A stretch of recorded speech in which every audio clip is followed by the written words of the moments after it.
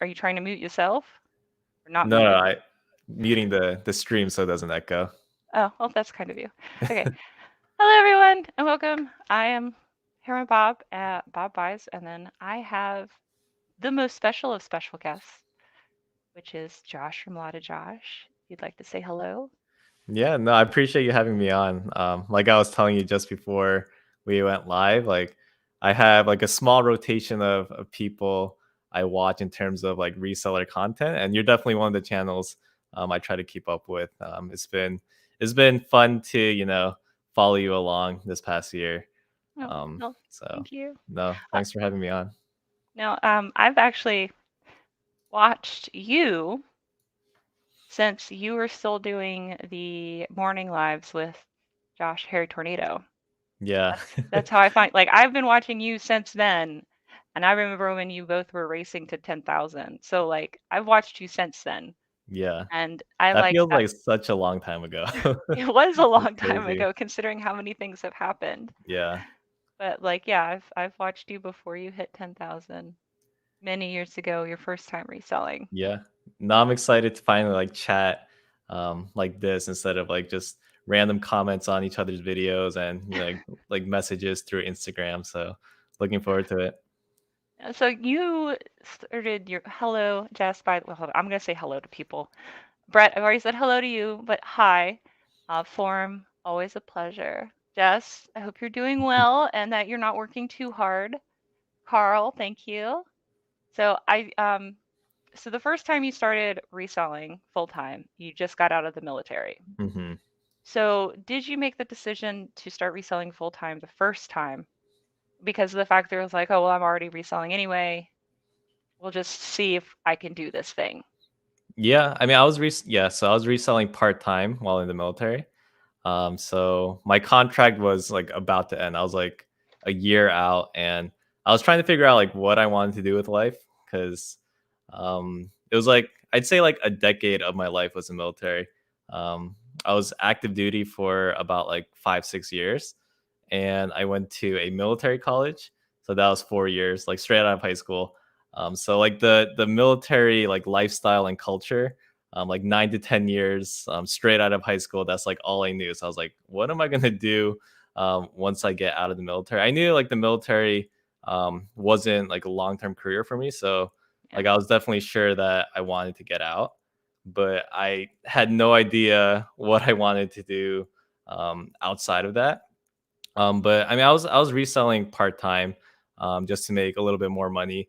When I was in the military, I was like really obsessed with the fire community, like financial independence, retiring Really? early, which is kind of funny because like the military is probably like in theory the easiest way to do it because you can just serve for 20 years and then you can get out with a pension. Yep. But that's not the way I wanted to do it. So I was like, okay, like another way to do it is just to make more money and reinvest that additional income. Right. So I was just kind of googling, figured out like okay, like reselling is scalable. So I just got more into it while in the military. And as I was transitioning out, I was like, okay, like this is probably scalable. Like I'm making enough money right now to pay bills. If I can dedicate like full-time hours to it, then Right. in theory, like I should be able to do it full time, which I guess we could talk about it as we continue with the live stream, but it like didn't work out the first time. Yeah, no, and I do want to ask about that. I'm going Yeah. to say hi to Tracy verbally since Hey, she's driving and I Tracy. don't want her to crash. Hi, Jens. Hi, Go Doggo. I so you landed on reselling the first time to try to do that, Hmm. and Yeah.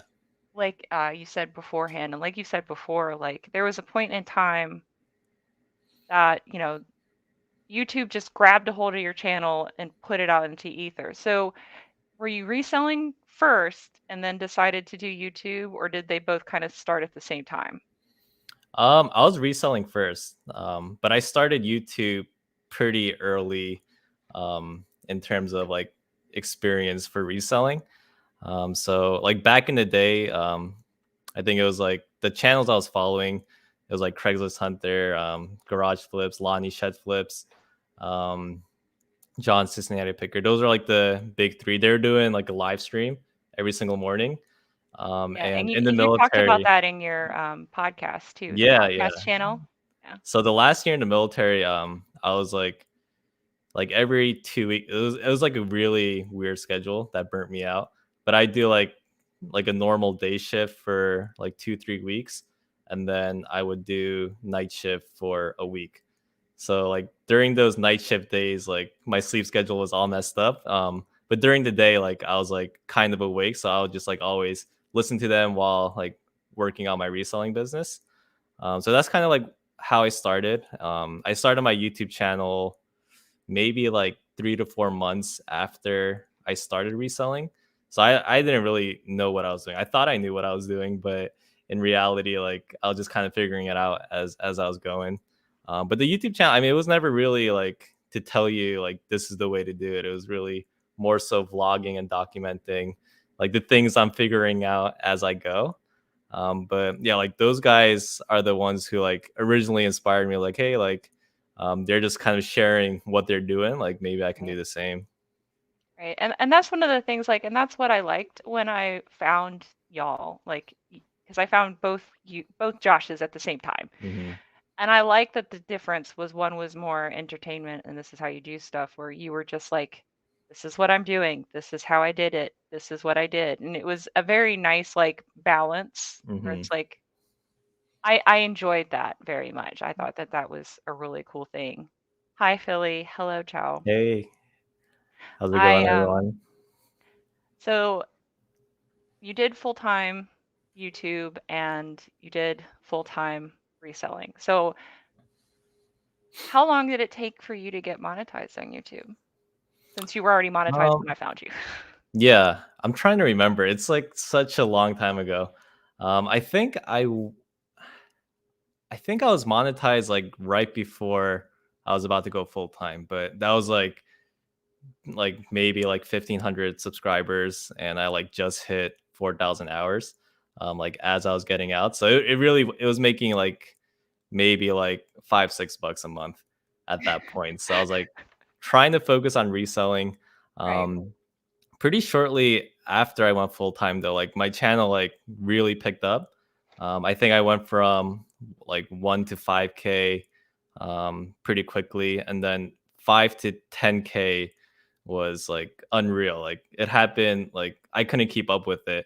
I think like just like a few of my videos, like my thrift store videos, a random like what sold video is like the most viewed on my channel. And then after that, a few of my thrift store videos picked up.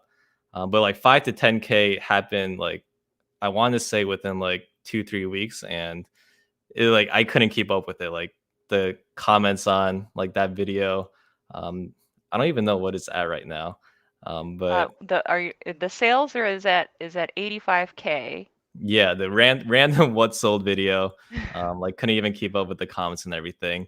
And then with that momentum, like I think that like honestly, like if I could go back and like if I had control over how things happen on the YouTube channel, I think I would prefer like a steady, like slower, steady growth instead of like 5 to 10K in like a matter of weeks. Because I think that like big bursts made me like overconfident in terms of YouTube. So when that was happening, I was like, oh wow, like YouTube's making a lot of money this month. Um, It's so happening. I'm good. yeah, and I This is was going to like, be a okay, thing. like if I just keep doing what I'm doing, then I'm good. And like I can do what I'm doing with reselling, and then this added income with YouTube, like I'm set. Like this is gonna work. But like I was telling you, like if I could, like if I had control over like how it happened, like I think I'd prefer like slower, steady growth.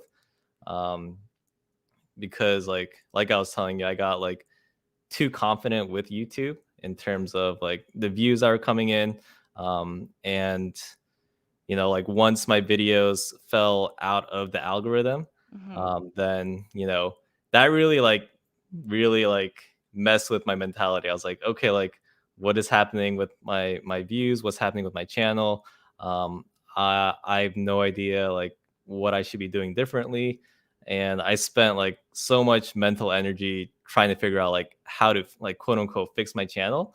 But if you like look at it in terms of like views and the analytics, um, like if like my channel before like going to 5K, it was like steady growth, and then the spike to 10K, um, and then it dropped a little bit, and it was like still steadily growing. Hmm. But like my expectation was like the peak of my channel for every single video.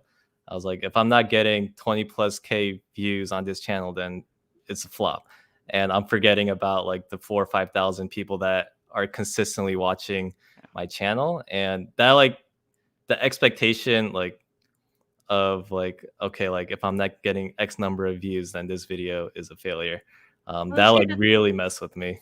yeah, and it's gonna mess with you because YouTube is set up that way. If anyone here doesn't have a YouTube channel, or if anyone here does have a YouTube channel, in the YouTube Studio and Philly, well, not Philly Picker, but Philly Flipper Hmm. posts it pretty regularly. Like, this thing is performing. Like, you get little starbursts and sparklies and all kinds of stuff when you Yeah, it's have a like well-performing fireworks. video. But when you release a video and it's not performing like Hmm. number one or above the next one, you get like these big sad gray arrows.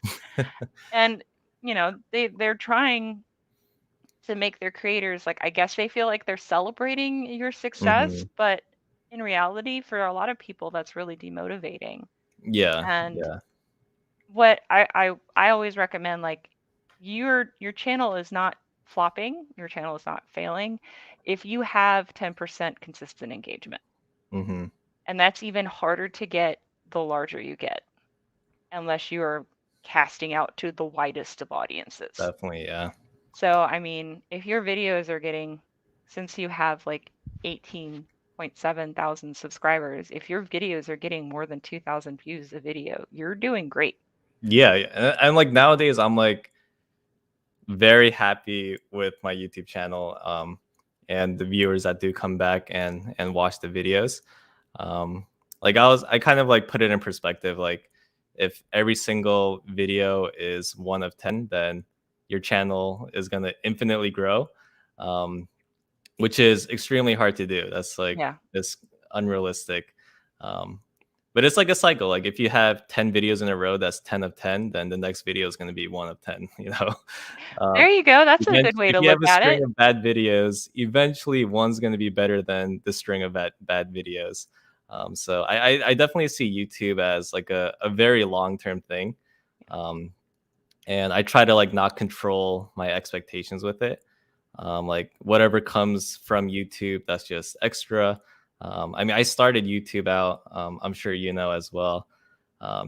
Just purely for fun, just to as I was saying earlier, just to share like what I'm doing, trying to connect with people. Those like 8 hour live streams in the past, like I connected with so many people, and that community part. Um, that's really like what got me to start a channel too. I was like, I want to build a community around me too. So And you do. yeah, You have that's a loyal group of people. Like, yeah, and I I I think love it. between Yeah. you and Amber and Matt Thriftle Life, although Matt now is uploading consistently, Hmm. but like the three of you were so sporadic. I would literally drop whatever I was doing and go watch a video just because it was like, oh my God, they uploaded. I'm so excited. So, it's now that I'm getting like a weekly video from you Hmm. most of the time. And then Yeah. Amber's still the magical treat. But Matt, we're getting more content too, so that's Yeah. great. But like you have a bunch of people that will stop whatever they're doing Hmm. to watch your videos, Josh, and I hope you know Yeah. that. No, yeah, definitely. And it means a lot to see like, the same faces in the comment section. People reach out to me on Instagram if like I skip a week or two and they're like, hey, like, is everything okay? And that's definitely something I don't take for granted. Mhm. So, okay, so you started reselling for the first time and then you stopped. Hmm. Now, was the demotivation from YouTube part of it, or did it just become your bills got too much? Or if you don't mind saying, if you do, you could just be like, next Yeah. question, that's totally fine. But No, like, yeah, what I'm an open book. You can ask me whatever. Okay. I just always want there to be an out. So like what made you like, all right, this is just not Mhm. working. We need, I need to go try to do the 9 to 5 again. Or I'm Yeah. sure it wasn't 9 to 5 with Amazon, but Yeah. No, yeah. Like I said, you can ask me whatever. I'm completely open with that. I think I made a lot of mistakes transitioning into full-time reselling. Like I mentioned earlier, like I was like reading up a lot, like watching a lot of content about like the financial independence community. And I think my motives for it wasn't realistic. It wasn't healthy. I was looking, I mean, I was extremely burnt out, like especially that last year in the military, like flipping back and forth between like the night shift, the day shift. It was like an extremely high paced environment.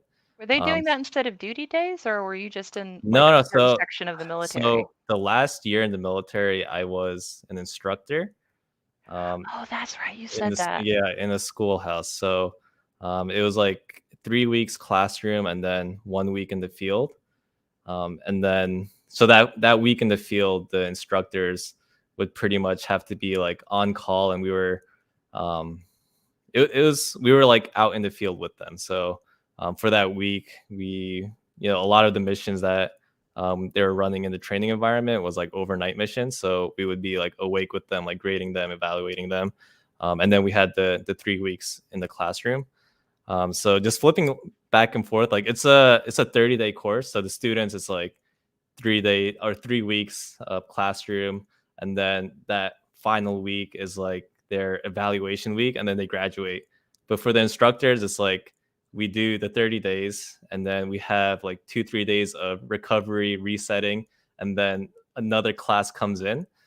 So a lot of us were super burnt out because it was just like we get like holidays here and there. But it was like 30 days, couple days off, and then a new class would come in, and then we did that. We did 11 cycles throughout the year. So it was just like a They would lot of, let you have that one leave month. That's about yeah, it. Yeah. yeah. So it was just like a lot of flipping back and forth. Like none of our sleep schedules were good. Like as soon as we got used to like the day cycle, we would have to do like a week of like night shift. So like, yeah, like at that point I was like super burnt out, just like ready to move on. So I was like, okay, like I just want to make a ton of money right now and never work again.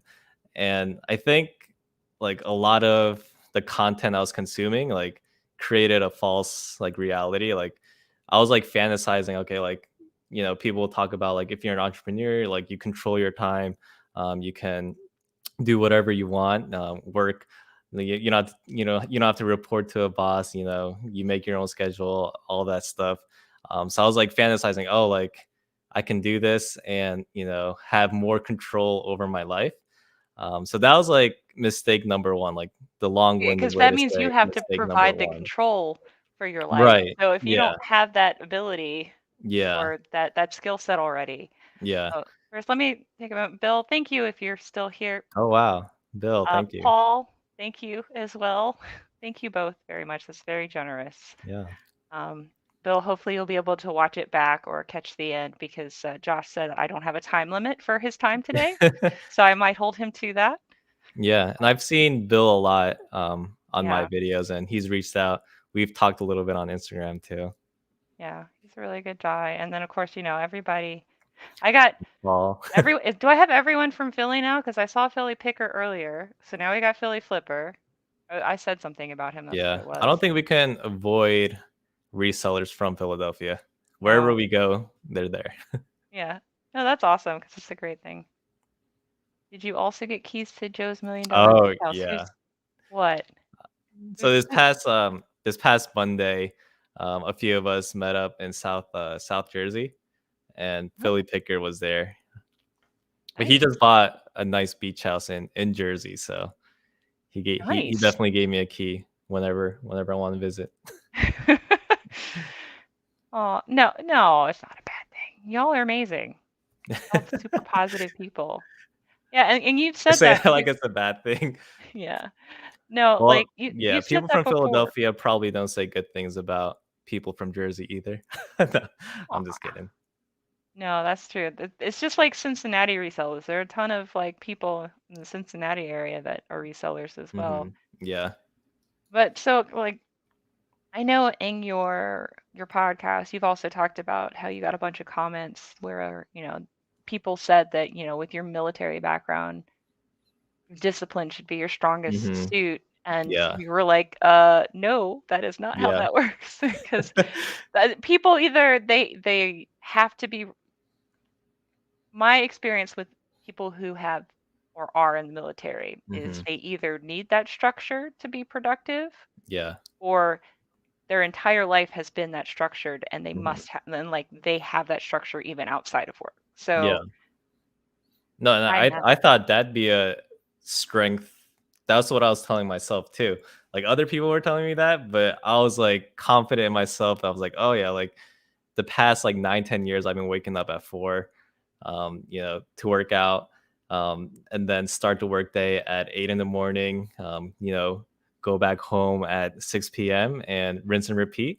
And that was my life for so many years. I was like as soon as I get out, like I should be able to, create a schedule and stick to it because I've been sticking to a schedule the whole time. But I quickly learned like that's definitely not the case. Like having like being part of a system that keeps you accountable versus like self accountability is 100% a different thing. Yeah, it is very much 100% a different thing. And so, do you mind talking about like, okay, so at what point did you decide, all right, I need to get a job? Yeah, so that was like probably a year into like full-time reselling the first time. And I mean, I was definitely like, I mean, there are definitely like really good months. I think financially, I was okay in terms of like between like reselling, and then like the additional income from YouTube. I think financially, I was okay, but um, I think a lot of it was I knew I was okay, but it was like hard for me to communicate that with my wife. So I mean, so the way it was going, like I would like put money into our joint bank account, and Hmm. like my wife's not a reseller. She's just not into the whole reselling business. But I wasn't doing a good job like communicating like what was happening in my business. So like in terms of financials, like I had a rough estimate how much I was making every month. Like I would see my bank account growing. So I was like, oh, like, and then I would have like rough estimates in terms of numbers and like rough percentages in terms of like fees and all the expenses and all the overhead I had. But like a breakdown of like exactly how much I was making, like I couldn't communicate that with my wife, and that was like a big friction point. Like I was like, I I kind of know, like I'm like confident that I'm okay, but I can't give you an exact number because I'm not keeping track of that. So that was like a huge friction point. We were also like trying to buy our first property together. And I was like maybe like 9, 10 months into full-time reselling at that point. And that was like extremely hard because like once again, I'm not keeping track like to the T, like what my income is. I have a rough estimate, but if I told um, you know, any mortgage company or like any bank, like I'm making about this much, like they're not gonna take it seriously. And Like and we like don't I have an learned, Excel spreadsheet yeah, that doesn't help. Like you need to do that in money. So yeah, have you changed that yeah. So that was going like the second time? Yeah, so that was like a huge thing in terms of like when I was thinking about quitting my job at Amazon. That was like a huge thing that I just like broke down. Like, okay, like this is what I need to do. Like, this is all the fees that I'm expecting, and this is the breakdown plan of, you know, like I was even breaking it down to like how many listings a day I have to do for like how much profit I'm expecting per item to hit my goals. Just like breaking it down like that, um, you know, gave a lot of comfort in terms of my wife being good with me quitting my job and trying full time reselling again. So do you Um, have a program that you use, or Or you Right just now it's because just you've regimented your schedule better this time, she feels more yeah. confident? So I mean, in terms of keeping track of everything, I just use like I just made a Excel spreadsheet, Okay. and then but then that was something I had spreadsheets before, but it was not good in terms of keeping track of stuff. I was like always even like keeping track of like how much money I'm spending at the thrift store. I just have like a stack of receipts. I was like, like I'll fill it into the Excel sheet later, and then later turns into months, and then I'm months behind, and I'm trying to like catch up during tax season. So that was definitely like a huge mistake I made the first time. Like I had a rough estimate of how much I was making, but like to the T, like I didn't know like what I was making, and I that's not like a good answer for someone who's not in the business that I'm like sharing finances with. Yeah. So that was a big lesson I learned the first time for sure.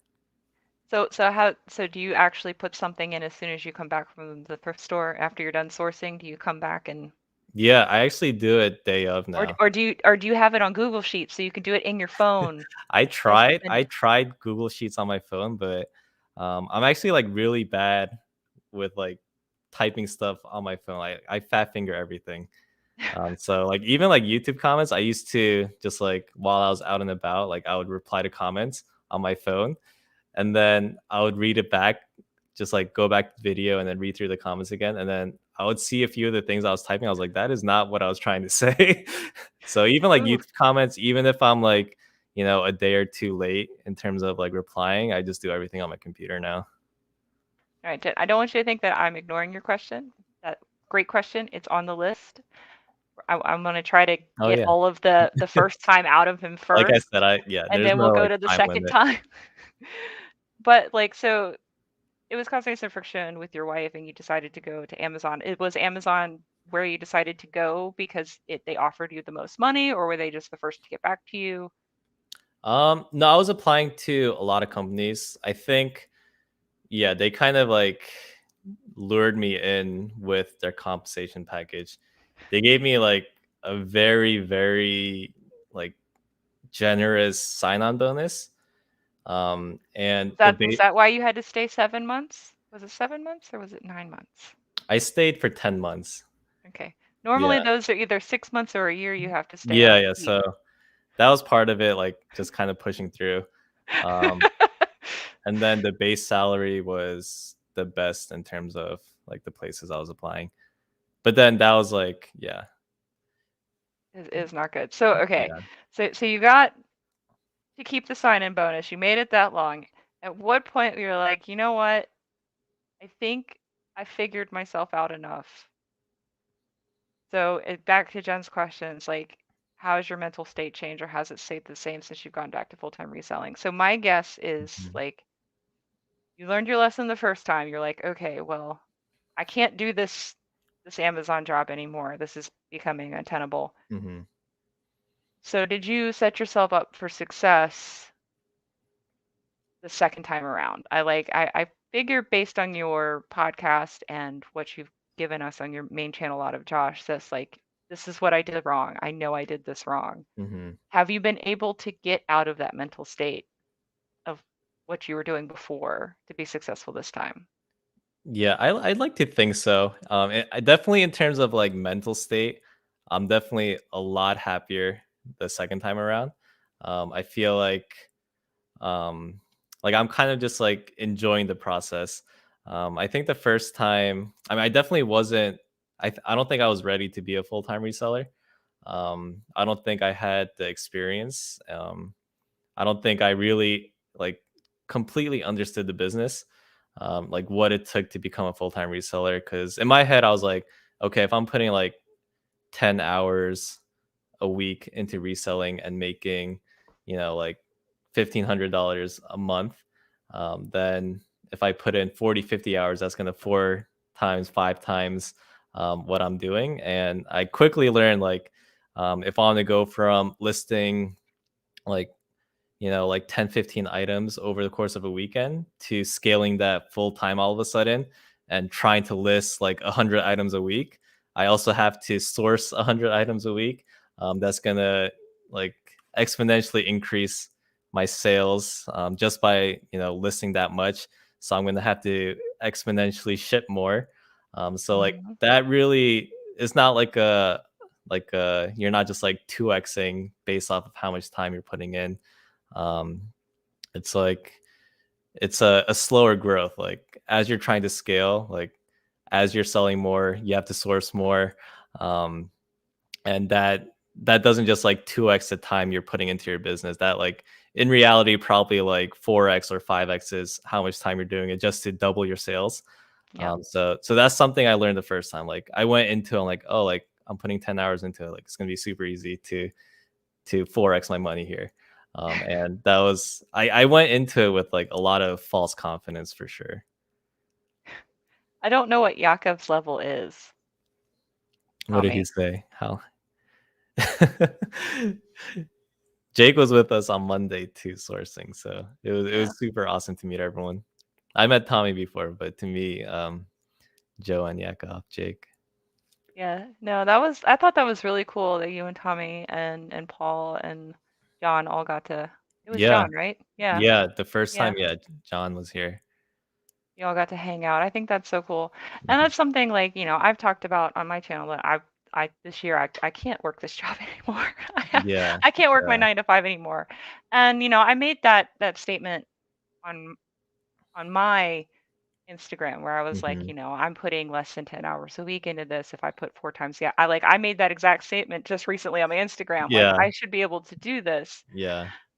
and 4 times my money, but I don't have the sourcing. My issue is that when I source, I can source over 100 items at a time because Hmm. I've built relationships with estate sale companies. So Yeah. like the last estate sale I went to where I bought 4 bags of stuff this weekend, the lady's like, "If you just want it all after we're done, we can make a deal." And I'm just like, Yeah, which I is can't awesome. do Yeah. that. I'm still part-time. I can't do that right now. I already have a house full of stuff. Yeah. But um so I made that exact statement, but yeah, Hmm. I understand that it's going to be a slow growth process. And Hmm. you've shared that with the second time, like your goal to be comfortable, you said was to average on 90 days $30,000. Have you hit that yet? No, I'm like very close. Like it's hovering around like 26, 27. So I'm trying to figure out ways to increase that, but that's kind of like the wall I've been hitting right now. But I What is think it that you're predominantly selling? Do you think it has to do with the items that you're sourcing or I think the so I'm like my business has turned a lot into like clothing and shoes. okay, So I'm finding that I list more if I just do like the same types of items, especially with like clothing. So now I'm like building a second photography setup for like hard goods and stuff like that. But I was trying to use like the same setup for clothing and for like every other single type of item, and it was just like it was like mentally draining to go from clothing and then trying to like jerry rig my setup to have it so I could photograph other types of items. So I was like, okay, like I'm gonna try to just like hone in on clothing, try to like keep the setup here. I just feel like I get into like a better rhythm if I'm just like doing the same type of item, so just like using the same setup over and over. um, but like I said, like just sourcing just from thrift stores, trying to scale, like it's probably like I was going into, I was like, okay, I'll just like triple how much I'm listing, but then like trying to source items in terms of like what I wanted in terms of my like profit expectations, like it right? was getting harder and harder. So I had to like lower my expectations and like pick up stuff that I was telling myself like I'd never pick up because I'm not going to make like $40 net profit from this item. So that's like the battle, or like that's like what I'm trying to figure out, like how to scale my store in terms of the sourcing opportunities I have, and So just where are trying to you figure in that New out. Jersey if you don't mind me asking? Yeah, I'm in North Jersey, so I live like 10-15 minutes from the George Washington Bridge. So I'm like very close to New York City. Okay. So like without traffic, it take me like 30 minutes to get into Manhattan. Okay. So so you're saying that you source primarily from thrift stores. I know I've seen a couple Mhm. of videos where you've Yeah. done bulk purchases. Have Hmm. you listed everything from those bulk purchases yet? No, I haven't. Majority of it, but there's definitely still stuff that honestly, like a lot of that stuff, I should probably, I've like made my money on that, and then like my mentality shifted. Like, okay, like I made money off of it. The other stuff is like not worth listing, so I should probably just like donate it. Take that tax So I've write-off been, and move yeah. on. So I've been Free up like space. taking like a trash bag of stuff whenever I go thrifting and donating it, just like little by little. But I'd say like majority of the stuff that's worth listing has been Okay. listed and sold. It's just like the stuff in like my garage that I need to figure out what to do with. So so you have, excuse me, so you have pretty expensive thrift stores up there.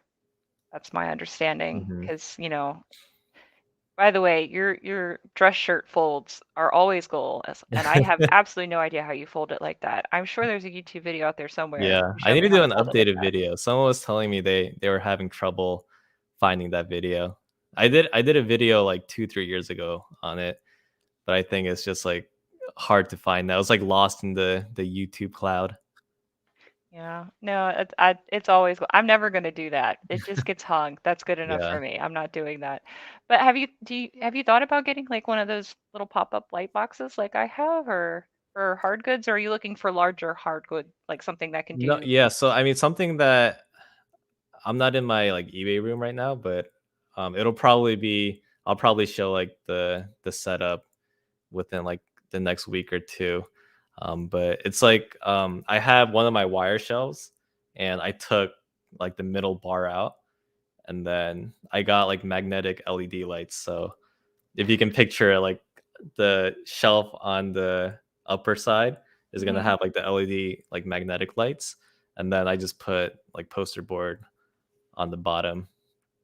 So it's gonna be give me Whatever like, works. yeah, so it'll give me like storage space, and I can use like the middle section of the shelf for like shoes, and like I have a stack of like VCR DVD combos that I guess I collected them over the years, that I'm like, okay, like I should probably go around to testing them, but like the TV's not plugged in, so I'm not going to. Yeah, no, I realized a long time ago I can't do that. I Yeah. have I know the money, they're worth money. It's one of those things I just can't list. Like Yeah. I'm not going to list that. It's like I bought some OEM car stereos, Hmm. super cheap. Like, yeah, I know this is $50. I can't list this. I don't care enough. I'd Yeah. much rather list a $10 mug for Hmm. some reason because I've got that hang up. So, are you looking like to expand the kind of stuff that you source, or are you just waiting till you have a better setup so that way you don't break your workflow? Yeah, I mean that, yeah, so with that like second setup, that's like what I'm trying to get myself motivated to do. Like I definitely have stuff that I should be listing that's just kind of been collecting dust. Um but I just like I've been getting into the rhythm of clothing, so um I've been trying to like make my systems better for me, so like Yeah, it'd be easier to start, because like starting something like that is definitely the hardest. Like once you start, testing electronics and stuff, you're good to go. But just looking at something that's not like set up for you to succeed, that's what I'm learning is like the biggest hiccup for me. right. Like, especially if you're getting into a flow, um, Paul's as like some plugging the TV is a lot of work. I It mean, it is. can be if you're in a I if just you're in stare a at it and I'm like, zone, no. like I should do that, but I don't really want to do that. Yeah. And that's something like because you have to all the self-regulation has to be within yourself if Hmm. you're self-employed. So if you're like, I've got shirts dialed in, I know what I'm doing, I'm Hmm. in a rhythm, I can pop this in and out, and I know I can hit my listing goal. It's hard to want to break away from that, Hmm. especially if what you're doing is being successful. Now the problem is like if you've hit that plateau, which it sounds like you've hit, then maybe you need to be like, all right, I need to also work another day of a different process in. Hmm. Yeah. So No, and Tommy, yeah, the photography OCD, I definitely have that. Like, I like want my pictures to look perfect. Um, I mean, they're not I don't perfect, care. but I like to try to get them as close to perfect. And that's something that like that's always been a struggle for me to like let that go. Like there was a time where I would just like take pictures of things like on my computer desk, and like sales were fine. But then I just like looked through my listings, and it's just like a mental thing for me. I'm like, nah, like it doesn't look good. So I need to go back and make it look nicer. Yeah, And I that's like think. that's a big thing for me too. Like even like my eBay room, like every few weeks, I'll just like take a day and just like reorganize everything, like change where the shelves are located, change where certain things are. So I definitely have like a little bit of that in me where I'm just like, this doesn't look good right now, so I'm just gonna change it.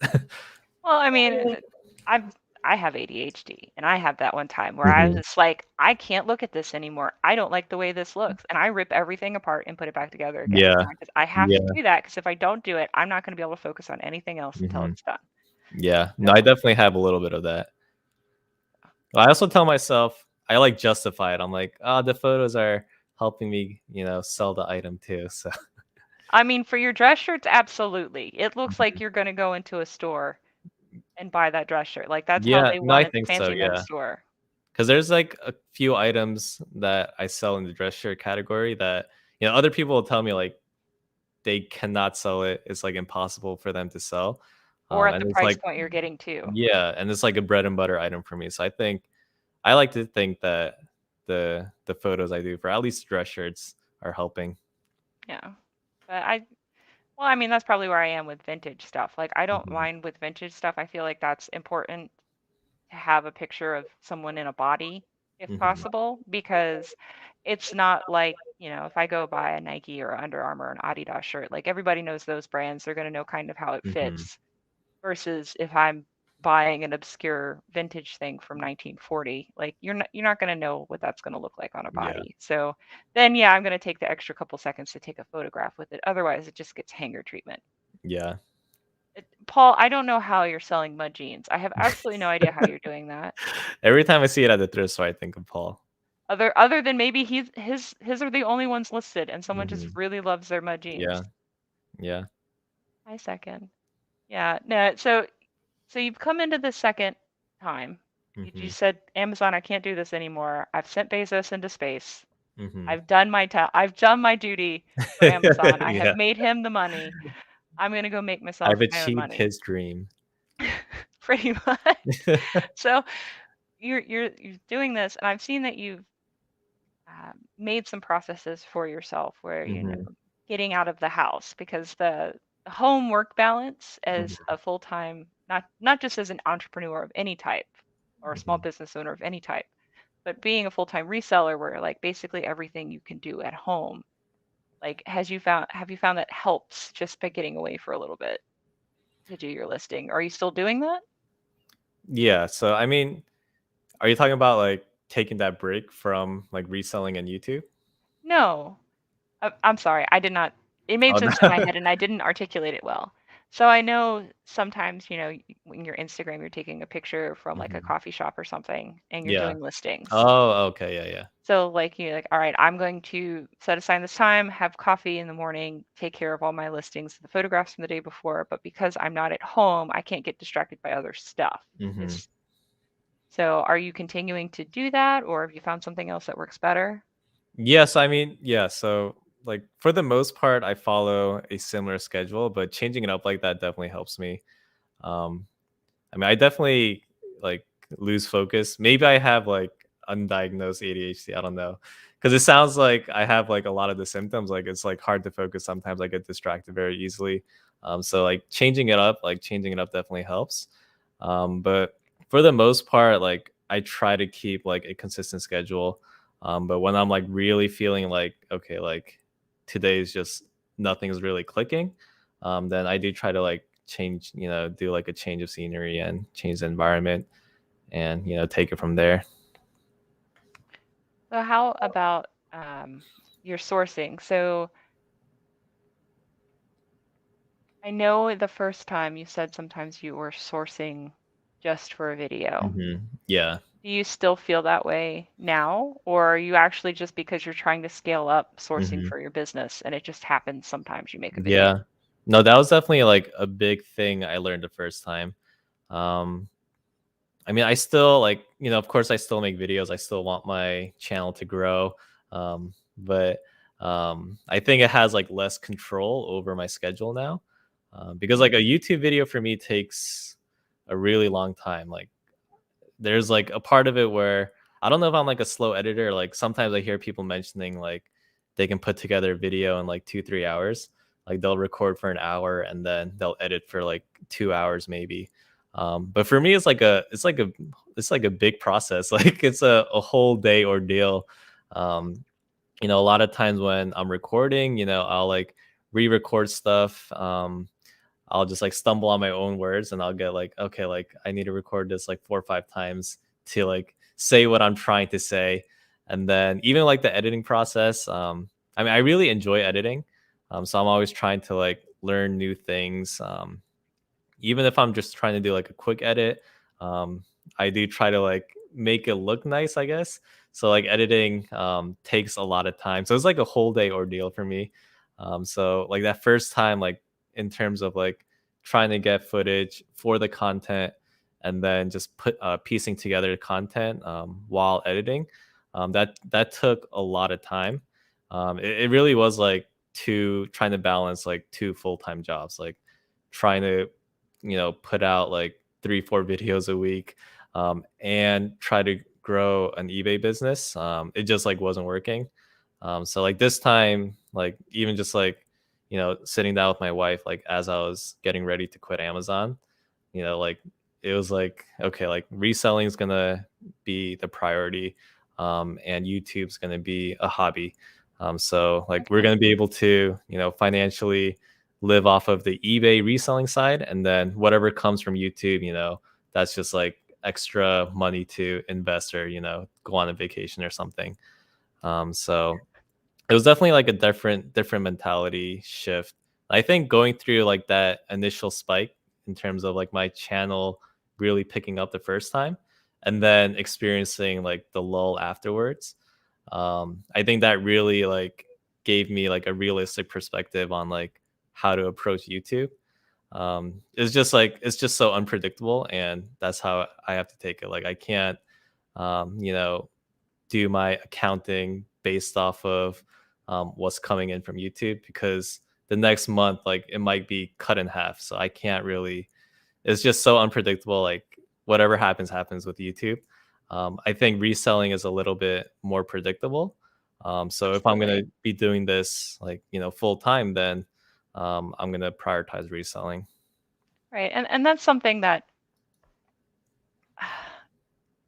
I know that that's something that's talked about a little bit in the community. hmm It's like, are you a reseller that does YouTube or are you a YouTuber that does reselling? And the thing is that if you are a YouTuber that does reselling, and you can sustain hmm that, that's amazing. Yeah, yeah. I have But no you do issues with have it. that Yeah. volatility where, somebody might cause another apocalypse hmm and your CPM is cut to like $2 Yeah. versus what most resellers get, which is between 15 and 20. Like, hmm then what are you going to do? Then you're going to have to be like, okay, can I live off my reselling? So if Right. you are a YouTuber that does reselling content and you can't live off of your reselling income only, you might be setting yourself up for failure. But, Yeah. Yeah. if you're a reseller that does YouTube and you sustain yourself off of reselling income, like in either case, hmm that's the best case scenario because YouTube is not a stable income. Yeah, yeah, for So, sure. is it Jen's possibly asking if it's possible. Yeah, I was looking at the same question. I is think it's definitely possible. Um, at least from what I've seen. There are people who like do it part time, have like a full time reselling business, and create like 3-4 videos consistently. it's gonna But be blurry. for me, I don't think it's possible. Not for me. Right. Yeah. And that's something to be understandable. Like not everybody is going to get picked up by the algorithm and Mhm. shoved in front of a bunch of audiences. Like most people, either they were like the only ones in that niche, or they're making content that's easily accessible for a lot of people. So Mhm. it's not just in the reselling niche. Yeah. So, I mean, yeah, you can, for a while, you can evenly be both. Like if you can Mhm. get both income to be equal, that's amazing. Yeah. Is it going to always be that way? I don't think you can consistently have both Mhm. all the Yeah. time. I think it's Like, just like, I mean, like I like I was saying, like I do YouTube for fun. I think it's a good break from reselling because I mean reselling is very repetitive. Really, I mean at the end of the day, it's like a, I guess like you could put it very simply as just like sourcing, photographing, listing, and shipping. So it does get very repetitive. So like having other sources of income just to break up your schedule, that is definitely a nice thing to have. Um, and but if you Misha, want to like grow like both to like their max potential, that's like you have to like wake up, work, and sleep. Like that's like what your life is. So and then also have the most incredible luck. Because I think for reselling, yeah, you can reselling, you get consistently bread and butter items for most mhm. places in the United States. Yeah, yeah, for sure. Outside of the United States, it's a little bit more difficult. But like Mhm, to consistently come up with, you know, $300-400 items all the time, mhm. $1,000 items all the time, like you got to be looking every day, all the Yeah, time to do that. yeah, I know, like, you know, Crazy Lamp Lady can Jocelyn from Crazy Lamp Lady can she finds ridiculous items, but mhm. she's gotten to a channel point where her channel is so big, like she has people reaching out to her for Right, like yeah, private pics and stuff like that. So, I mean, you can find stuff, but like you said, you're mhm. just gonna have to work all the time. Yeah, yeah, and I mean, um, yeah, it's a lot of work, and I definitely respect the people who are able to balance it too, because it really is like having 2, full-time jobs if But it you were is, to try to, like, do both to, their max potential. yeah, they are two full-time jobs, especially if you know, if you are a full-time reseller and you're doing content creation on the same time, content creation Mhm, is going to be its own job. yeah, And I think, what is it, Misha? I think most of the time, most people that are truly wealthy have at least 8 income streams. mhm, And I yeah, think more like, what is it, at least half of them have to be passive income streams. mhm. So 25% OnlyFans and 25% I freedom. see, Paul's comment too. Is Josh thinking about getting an OnlyFans account? I wasn't until I read that. And Maybe I'll have to now he's look thinking into about it. He's just only going to post the fans he's fine. So while he's outsourcing, it.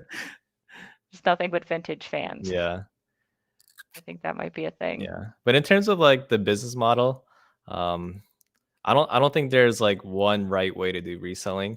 I think if someone's telling you like you have to resell this way, um, I I don't think you probably shouldn't be listening to that because everyone's situation is different. Yeah. I say this all the time. Like my business is like little bits and pieces from like I can't even count how many people at this point.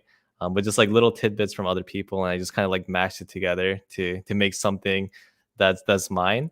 But yeah, like it really, I mean, you only have so much time. Like you have to decide like how you want to spend it. If you want to spend more time sourcing and being, pickier, you're gonna have less time to photograph and list.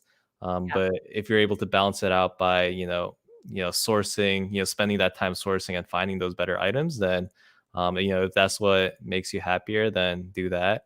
If you want to spend less time sourcing, um, because I mean, for me, like sourcing is super tiring. Like, like, Really? like I enjoy it.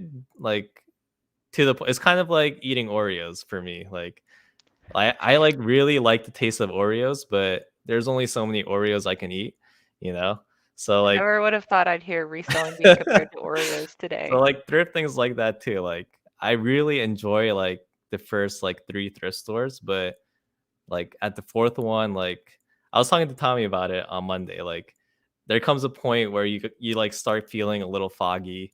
like your feet start aching because you've been standing up all day. So like 3 thrift stores, the fourth one is like starts diminishing a little bit. So it's kind of like the Oreos. Like I can eat like 3, 4 Oreos, and that fifth one is like, oh, like why am I eating this? I mean, you're still doing great because normally I can do two. Two is my Yeah. max, but that's just because of my disability. Like I can't Hmm. do that long. Like Right. Yeah. I have about 3 hours max of anything, Yeah. doing any one thing, and I can't do it anymore. Hmm. So, I mean, if you're getting Right. the three thrift Yeah. stores in And there, that's kind of amazing. yeah, and everyone has like, their own situation to deal with. So yeah, you just have to figure out what works for you. Ready to go to 30? Really? Well, that Oh sounds like yeah, a lot of Jake energy. had so much energy. If He has he a didn't lot have of to go energy. home, he'd probably still be sourcing. Wow. Yeah.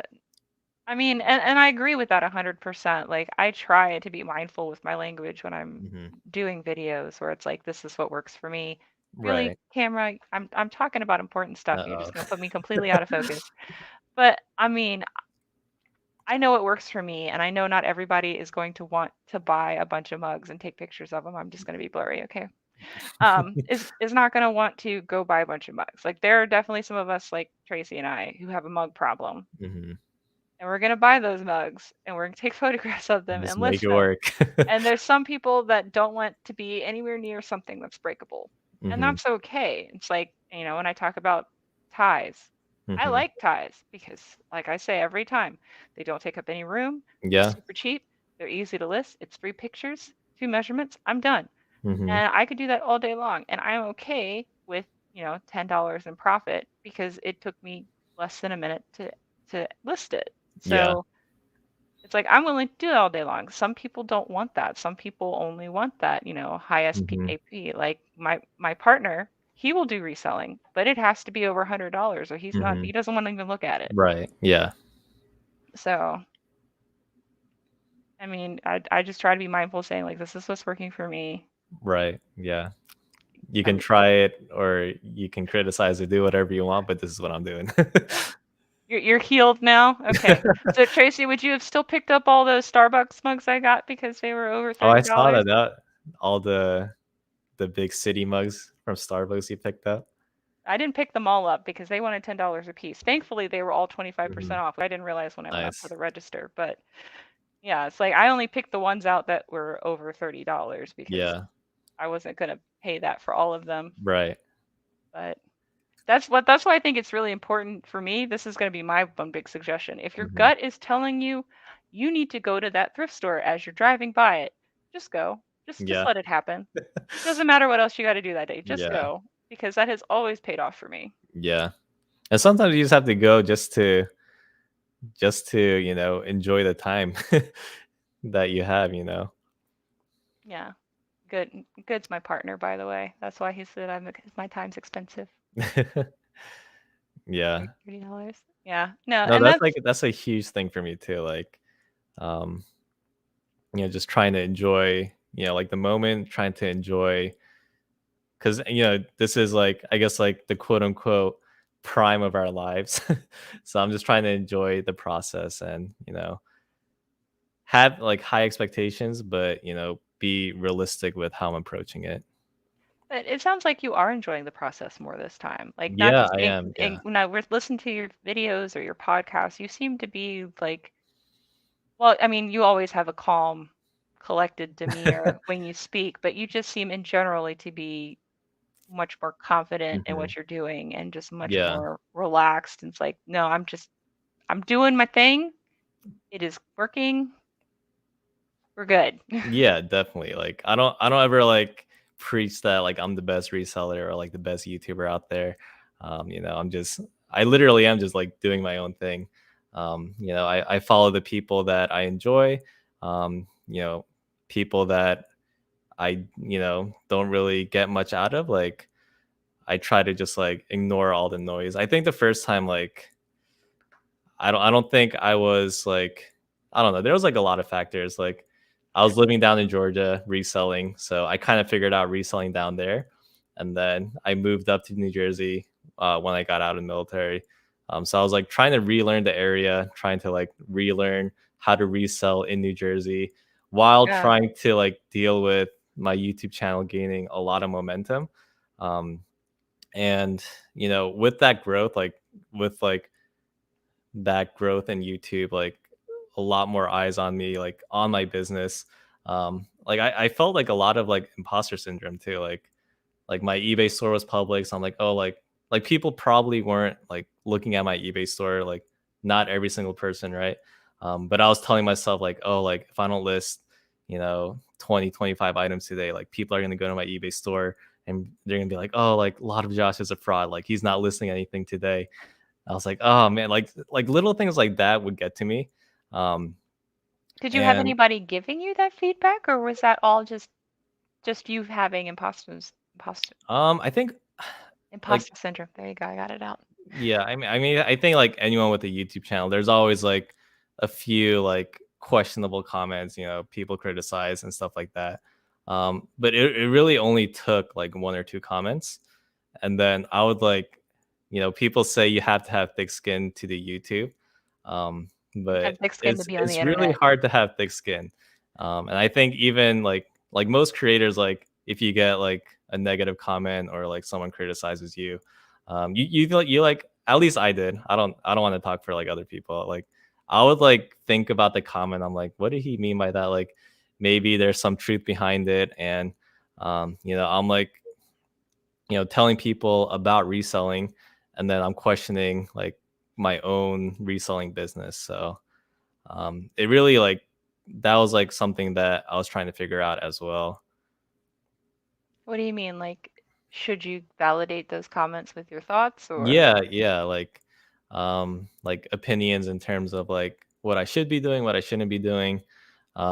Even just like basic thrift hauls, they're like, oh, you shouldn't have paid $8 for it. But now I'm just like, I'm completely okay with it. I think, like I was telling you earlier, in terms of like the struggles with my wife, like fully embracing the reselling business the first time, because I couldn't communicate with her the numbers to the T. I think doing that like at the end of every single week now, and understanding like how much money I'm making for like how much I'm spending. Like understanding that number gives me a lot more confidence. Like, okay, like I'm paying $8 for an item, but I know exactly how much money I'm making off of that item, and that's what I'm good with. I think the first time is like, am I paying too much? I don't know. Like maybe I am, but math can be your best friend. yeah. So Like, keeping track of that, I mean, that was like a huge lesson, especially for someone, if there's someone out there that's like doing this part time and has a significant other, like a partner, that they share financials with. Like if you're gonna transition to full time, like you have to know your numbers. You can't leave. Like for me, like I think it was definitely like, I definitely understand where she's coming from. Like it was wrong for me to like keep her in the dark in terms of finances. Like me telling her like, oh, like I'm moving in the right direction. Like the conversation can't end there, especially since our finances are like, so close to each other. Like everything's joint. So just telling her like, oh, like the bank account's increasing, like I'm moving in the right direction, like that's not like the conversation you should have with a significant other who isn't, incorporated into the reselling business. Like you really need to be able to communicate like, hey, like I spent this much money this month and I made, this much money.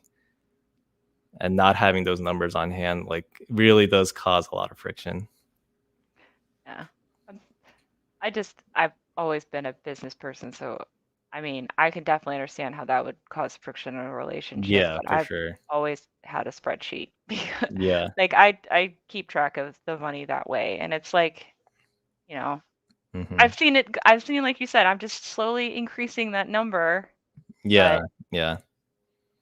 I definitely need those concrete numbers to feel Yeah. comfortable. So I'm glad that you've decided to do that and it's made you more confident in your reselling, because I don't think anybody here would think that you're not a good reseller, or else they wouldn't be here.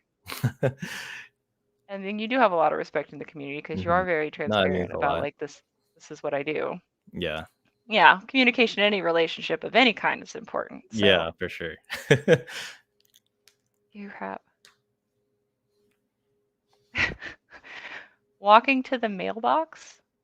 What do you mean walking to the mailbox? Oh, that was like back when that was a random. I don't know how Tommy remembers that.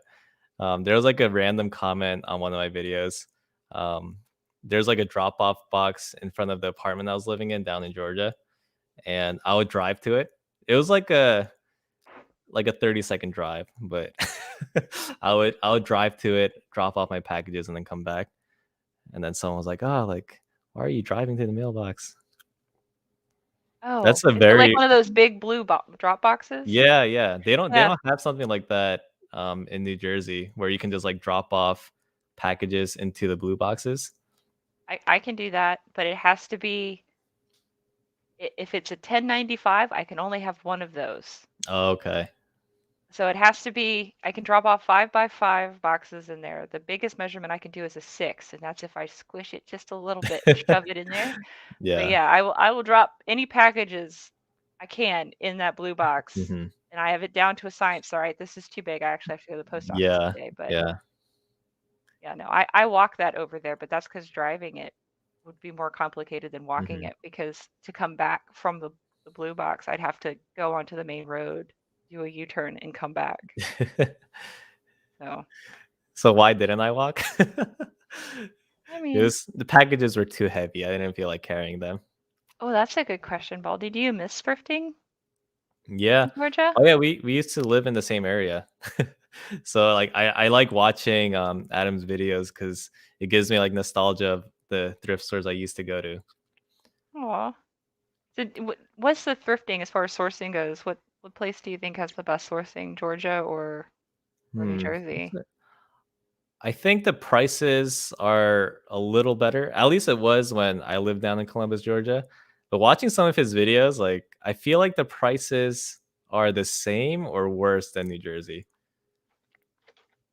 So I What, think if around I the had to Atlanta choose, area?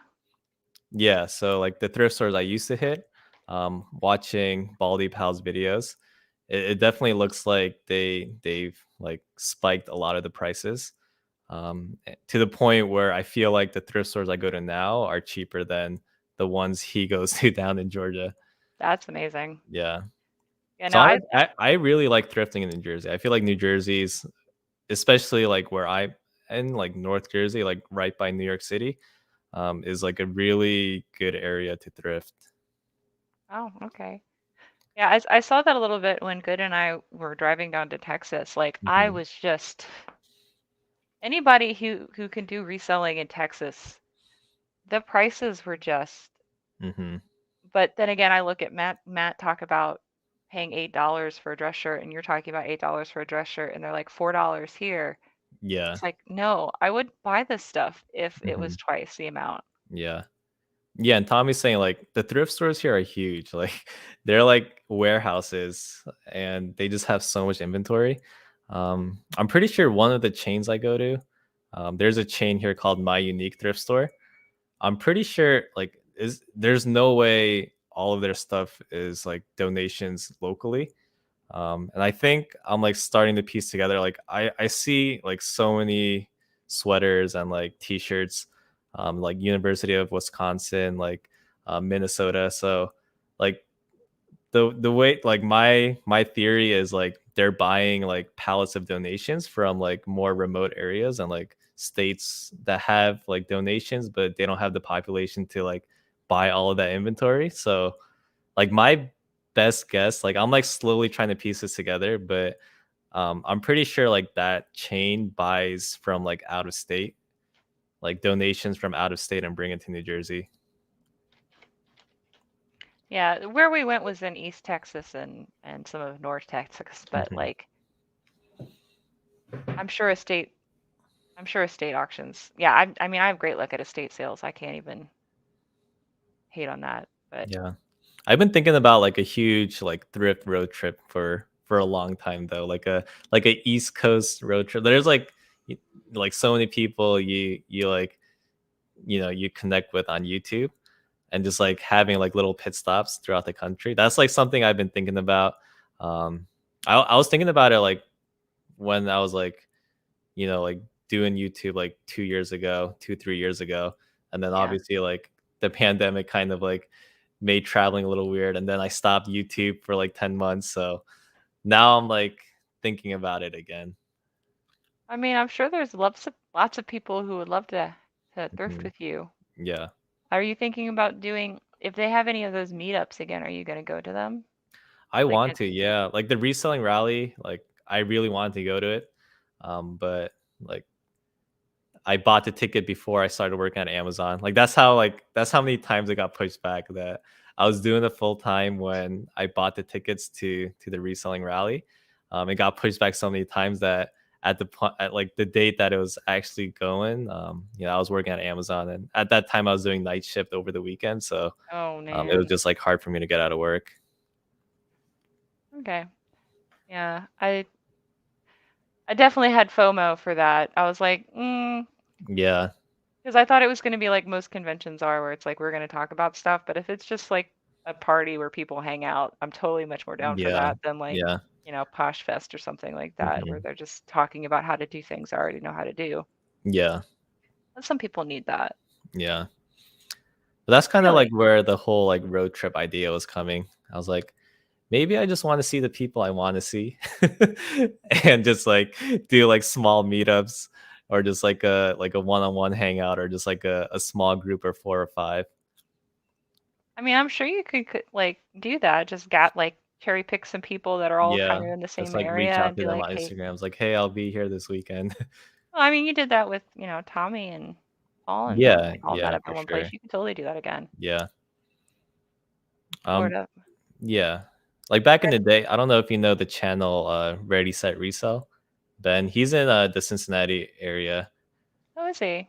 Yeah, so he came to New York City like 2 years ago, and we went thrifting in the city, and that was like something like that was really fun. And even like this past Monday was like, just meeting people that you see like their username, or you'll just like connect on YouTube or Instagram, like hanging out in person. It was really awesome. Yeah, no, I know. That's why when I went down to Mississippi with Victoria and Jesse and Hmm.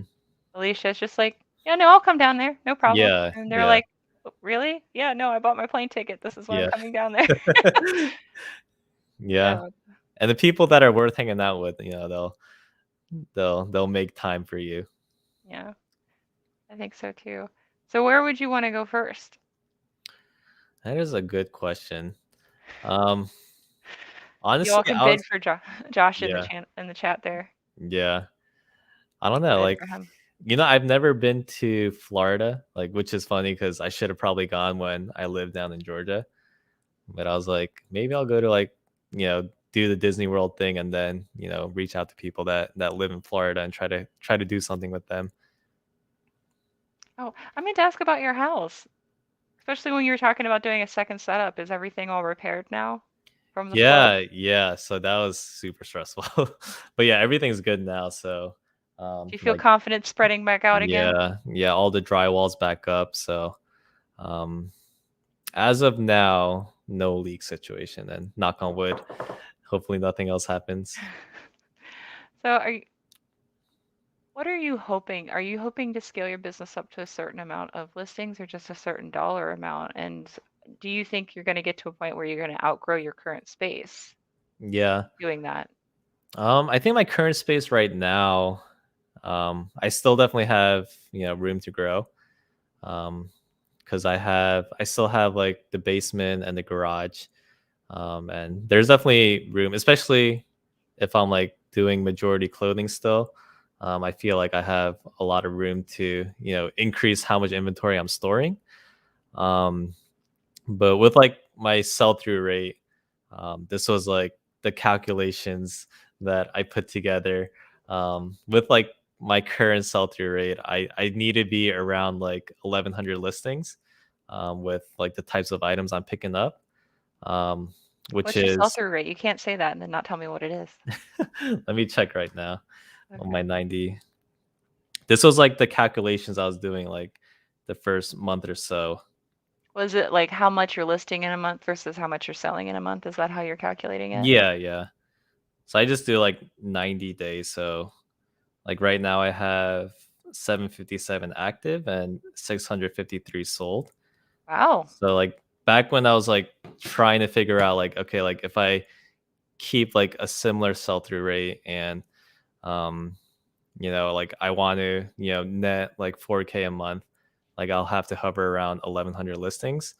Um but like right now is like I'm trying to like refine my processes and try to like become more efficient, which is why I'm like trying to tweak my photo setup and I've been trying to like tweak how I'm doing shipping too, just to try to do it a little faster. I feel like I'm at the point where like, okay, like if I spend like 2 days sourcing, I can source um, like 105 items that are worth listing. So that's kind of like the goal I'm doing right now. Like if I consistently list 105 listings a week, then I'll be able to, hit my goals. Um, but then just kind of like tweaking little things like that. That's kind of like where I am in terms of like, okay, I just need to make like little micro adjustments, and then those micro adjustments will add up to, saving me an hour or two every single day. So has there been a week yet where you haven't been able to source enough? Um, Honestly, like sourcing, I don't think would be an issue, or I don't Really? see it being an issue. Yeah. Ideally, like I'd source.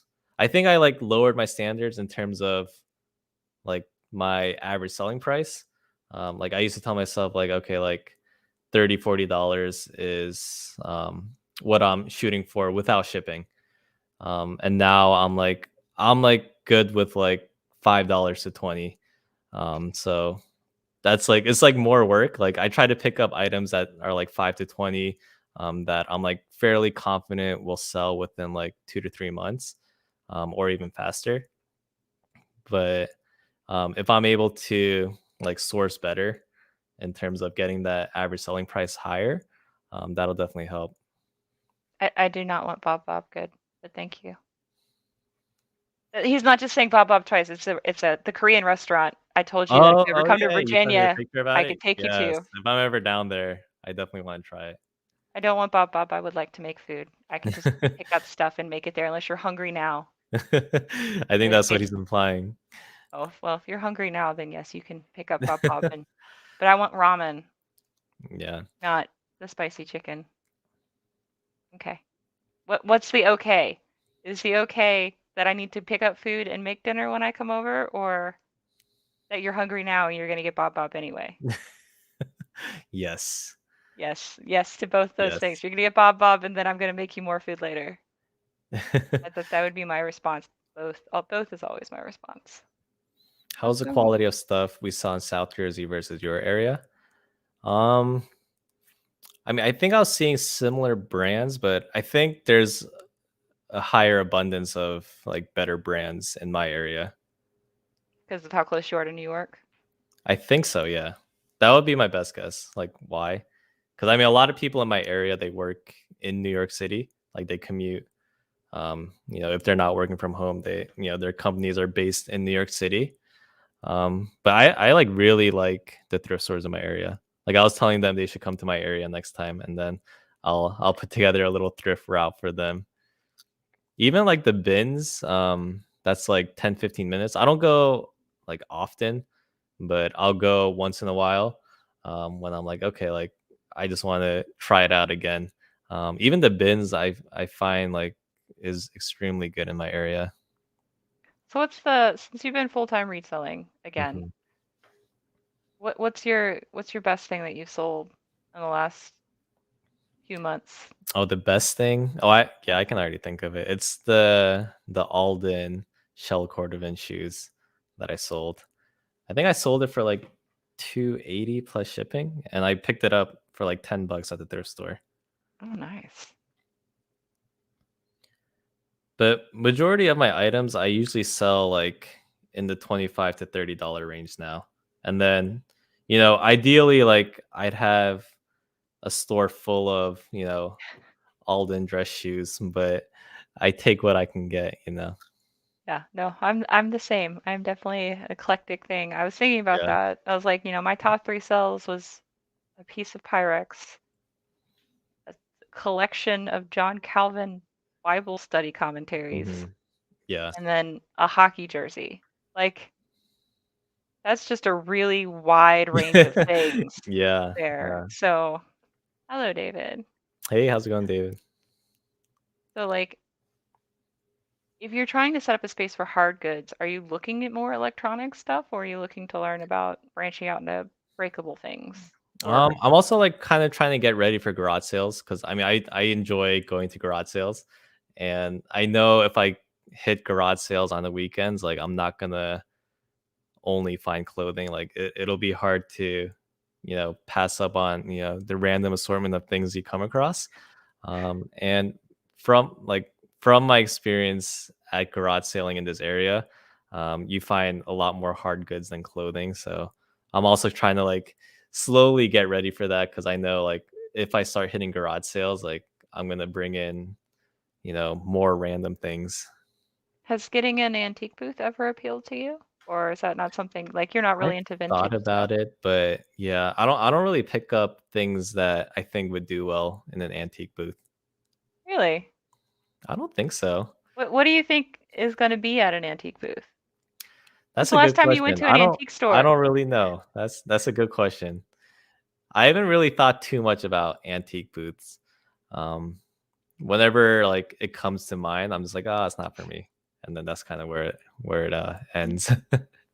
Well, that's how I Also, feel I don't about. know if I want to like. I think the closest one to me is like 30 minutes. I want to say, and I don't know if I want to like drive back and forth. I don't really know how it works, so I might just be like making stuff up. I don't want to like drive back and forth, like, see how it's doing and Oh, well, each restock. antique store is different, so there's that Yeah. too. Some antique stores, if you have a booth in there, they make you work Oh, really? front desk. Like Oh you have no, a like I time would slot you have no, to I work, would not. I and would some of not them like that don't then. care at all. They just are like Yeah. they have an attendant. You just do your stuff and Yeah. work. So it really just depends on the antique mall. But yeah, that's the only reason why I've kept away from it is because of the Yeah. fact it's like it is a lot of work Yeah. because you are basically having a storefront. Hmm. Yeah, I don't like garage sales. You don't? I have too much social anxiety. I don't like it. Oh yeah. I I mean, don't I'm like. definitely super introverted too. So That's why I was so surprised that you like garage sales. Like I like estate sales because there's a price yeah. on it. I know how Hmm. much it's going to be, and then if I have to haggle with the price, it's someone who has zero personal connection to the item. So Yeah. they're totally fine with haggling with you. Hmm. When you are at a garage sale, this is this people's stuff. Yeah. And then they give you this long story about this thing that I just want to know how much it is. Like I don't want to know all the times your kids played with it. I don't care. Just a Like small talk. I don't like. Yeah. I don't. I mean, Paul, you can go to enough of them for me. That's just Paul just said put it he's this way. fun That's stuff. more stuff for you. Oh man. Yeah, Hey, but how's it going, Todd and Carissa? it's just I know that there's money there that I'm missing out Yeah. on, and I don't care. I can make it up in my estate sales. Yeah. So No, I'm like totally fine with that. very introverted, and I'm like I don't think I'm that good at small talk. So I definitely understand that part of the garage sales, but I feel like it's just I guess like the thrill of the hunt for me is like at its peak at garage sales. I think if I wanted like consistency, I'd go to thrift stores. So I think that'll definitely be like the foundation of the business. Mm. But just like that one really good find at the garage sale, I feel like I just don't come across like big flips often at the thrift store. But I mean, I think garage sales are definitely it could be a grind. Um, like when I was doing like garage sale videos, I'd have enough footage for like one video, maybe hitting like 10 garage sales. Because most garage sales, you walk up and you're like, this is not a good garage sale, and then you walk away. There's only so many garage sales where it's like, wow, like this is amazing. Like I just filled up my entire car from this garage sale. Like 9 times out of 10, you go to a garage sale, you walk up, you're like, oh, this is one of those garage sales, and you just walk away. Yeah, see, that's the thing too. Like, because of my disability, I can't do that many garage sales. Like I Hmm. said, like I can do 2 thrift stores and then I'm done with energy, or 2 Yeah. estate sales and I'm done with. I can't do anymore. So if I have to go to like and drive around to 10 to 15 to garage sales, Hmm. that's not happening. I can't do that. Yeah. Matt, I think he answered that question. He does Oh go to yeah, the yeah. bend sometimes. I go sometimes. It's not like a regular thing. Um, like sometimes I'm just like hit with like I kind of want to try the bins again today, but I usually don't stay a long time though at the bins. Like I don't stay for like multiple rotations. Um, I kind of just pop in, do a lap, and then head out. If I happen to be there for a rotation, then I'll stick around. Like if I see them like taking the bins away and then pulling out the new ones and getting ready, then I'll stick around. But I try to not like spend too much time at the bins. I just Have you do been like thrifting at the bins, Matt, recently? I've wondered that because like yeah. for a moment you were like you hated the bends, and then the next Mhm. moment you're like, I'm an idiot. I should have been at the bends the whole time. And then now I don't see you talk about the bends anymore. But Yeah. I know also the plague is over there in California. So, Yeah. Hey, how's it going, Val? oh, hello, Al. So yeah, no, I don't like the bins either. But again, it's also the social anxiety. So Hmm. Yeah. unless I need bulk scrap fabric for crafting projects, I don't go to Hmm. the bins. Yeah. But Yeah. that's The also bins are, it's a completely different game than like even thrift stores or garage sales. real plague hours. Oh, that's a good question. Have you gone to an Amazon return or a bin store yet? I haven't. I don't I don't even know if there is one near me. Really? I don't They know. popped up. There's so many of them. Let me It see. was like the in vogue thing to happen the last 2 years. Those Amazon return stores. The one I went to one Yeah. time, and it lasted 7 months, and then it's out of business. I don't know if there's one in New Jersey, like I definitely don't know about it. So I guess that's a no, Brett. He's not done that Yeah, I before. haven't been. I've watched a lot of videos of them though. Yeah. No, I have too, and that's why I got excited to Yeah. join one. And it was just like, oh no, this isn't for me either. This is Yeah. just the bins with new stuff. Hmm. Misha, I totally feel that. Like it can get extremely chaotic, especially the two near me. There's one in like on the New York side in Queens, like Long Island City, and then there's one by me, like 10-15 minutes away in Hackensack. But yeah, during the like rotation, like the first time I went, I got yelled at because they were like putting out the new bins, and like no one really tells you of the unwritten rules about the bins. Like I was like, how do I know like no one's gonna steal my stuff? And then some guy like was nice enough to tell me like, hey, if you just like find a random blanket and put it over, like no one's gonna touch your stuff. I was like, okay, like that's really good to know. So there's like a unwritten rules for each bins location. But yeah, the employees were putting out the new bins, and this was my first time at the bins. I was like, oh, like it was like the new racks at the thrift store. Like oh, like once they're put out, let me just kind of browse through it. So I was just like digging through the new bins, and they're like, "Hey, don't touch the new bins. Get in line." I was like, "What line?" Like, and I see like everyone behind me like lining up for the new bins. And it was like a sports event almost. Like the Goodwill employee was like 3, 2, 1, and then everyone started running. So I don't really play that game. Though. It's like I wait for the initial rush to die down, and then I kind of just like cherry pick the leftovers. Wow. Yeah, no, I don't think I've ever gone into the bins. We Yeah, have one it's in it's some Hampton yeah. It's something. where It's something else. It's a I guess you could call it like a subculture. The bins culture is whenever I've definitely gone in is there, they unique. haven't done the change out. So I've never seen Yeah. what a change out would be here. Yeah. And I'm sure every location is different, but at least the two near me, like during their rotations, is it could get chaotic. Do they have glassware and plates Yeah, for they bins? have hard goods. I think the ones in on the New York side, from what I remember, they have like a lot of media and then mostly clothing and shoes. Um, but they do have like bins of like random assortment of stuff, but I'd say like majority of it is clothing. No, I was just wondering because I've mentioned that before. Like my Benz doesn't have that because there have been Hmm. too many fights. Oh People would wow. break stuff and Oh cut no. other Okay, people like with a it, so we yeah. don't have that It's here. like a turf war inside the bins. People are very, very touchy in there. It's also another reason why I'm not a big fan of it. So, Hmm. Yeah. do you have any questions for me? I feel like I've asked you all the things and just kind of Yeah. No, I feel like I dominated. get a lot of you put out videos way more consistently than I do. So I feel like I get like little tidbits of updates. Um I know you stream on Twitch a lot too, or like I used to. occasionally Yeah, I occasionally nowadays. stream on Twitch. That's just because of the fact, like, I've talked about it. Like, my job changing this year Yeah.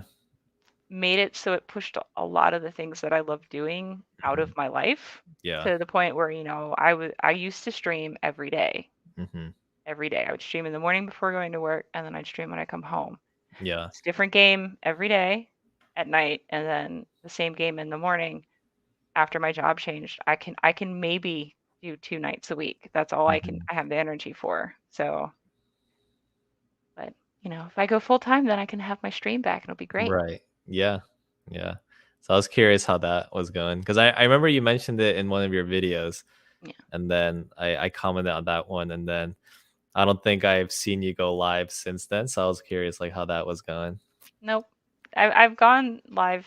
I was looking at it. I think I average I used to be I would stream, about so it would be 10 hours. So yeah, it would be like around 20 to 30 hours a week Hmm.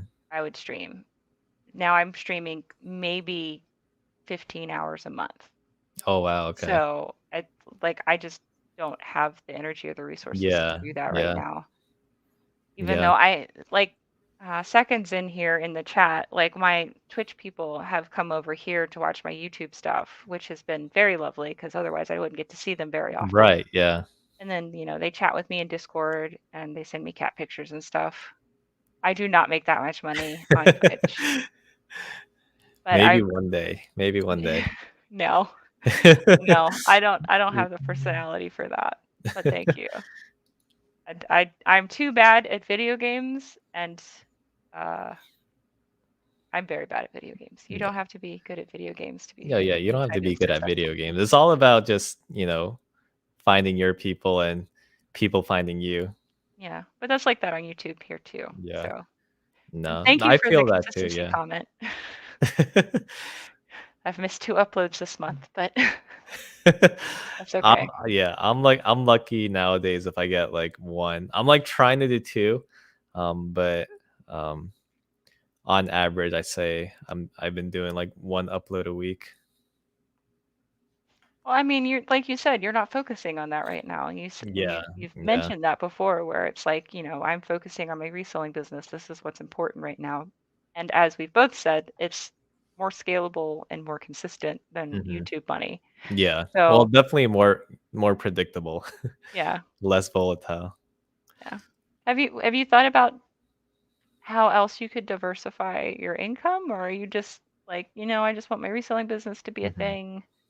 YouTube, if it gives me money, awesome. Have you looked into like growing into other social medias or into other platforms? Like I know Yeah. you got a partnership with List Perfectly and you do Poshmark again Hmm. now. Yeah. Have you thought about doing other selling platforms? Not Not other toxic selling enough. platforms. I think even just doing like eBay and Poshmark, just the two platforms, I feel like is enough in terms of like trying to balance the two. I also think just like between eBay and Poshmark for what I'm picking up, I'll have enough traffic to my listings to hit my goals. I asked about Twitch because I've thought about Twitch before, but it's like is I kind of have that same mentality. Even like when it comes to like YouTube, I'm like, like I don't really have like a crazy like quote unquote YouTube personality or a quote unquote Twitch personality, which um, I think I'm definitely getting better in terms of like you can try to do things your own way and still find success. But for Oh the yeah. longest time, like even like going back to the whole like imposter syndrome, I was like I started YouTube for like community and then really started getting traction. And as like the channel was growing, I was like even like putting out videos, I'm like, oh, like I don't know why people are watching the videos, and a lot of that doubt kicked in. But nowadays I'm like, you just have to do things your own way. And like I was telling you for like that Twitch comment, like you just have to find, your people, and your people have to find you. Yeah, no, and it's like I've been very blessed on Twitch. Like, I am partnered, and just like with YouTube Mhm. partnership, they don't really take it away from you once you Yeah. get it. It's just, and Okay. I tried to explain that as well. Like, I know Tracy was like, I don't know how I'm Mhm. still partnered. Once you get that little verification, Yeah. they're making money off of you. So Mhm. unless you do something to violate terms of service, they're not taking that away. Right. Yeah. So, they're gonna let you keep making money because they're gonna keep making money as long as Right. you're gonna have Yeah. It's a that. win-win. So they're refurbished streams. Oh, you mean like Oh, them like just like cleaning stuff like or fixing stuff? Or are you oh, talking okay. about like they're finishing furniture? Or does it mean like restream? Just like streaming on multiple places? Well, I mean, if you have an affiliate status or partnership status, you're not supposed to do that. That's against terms of service. Oh, I don't know. Yeah, I don't know what the I mean, if they don't catch you, just keep doing it. But this is against terms of service for your contract. because I Um, even like when I'm working, like actually refurbishing consoles and stuff. That's really oh, cool. that's cool. Yeah, no, that's always been on. Hi, Josh. We opened it talking about the mornings with the Joshes. That's how I Yeah, found both what's of up? you. But I mean, like, I something I've always wanted to do is to have enough money to get an IRL backpack to do Hmm. live streams because I think that Yeah, would be so cool to do a live thrift with me. yeah. But to have first of all to buy one of those backpacks or buy the equipment for one of the backpacks is like a couple thousand, Oh and then wow, to make I had and no then to idea it was that maintain. much. Yeah, no. If you want to do it right to where you're never going to get dropped, Hmm. it's a couple thousand, and then it's $600 a month for all of the mobile Oh hotspots for wow, streaming. So that way you don't get a drop. yeah. So it's a lot of money, That's a lot of money. but it would be awesome. Yeah, for sure. But that's the thing, like you start small and you get there. Even like YouTube, um, like you can start with very minimal equipment, just hit record on your phone, and then as it grows, you can start reinvesting, what you're making into better equipment. I would love to do that, except there are stores I go into and there is no signal. Like when I found that $650 piece of Pyrex, I had no Hmm. signal in that store. I was like, you are mid-century modern. I am picking you up for $7. And then I got to my card where I could have signal, and then I was like, oh, I found the thing. Yeah, I found the yeah, special thing. yeah. Wow.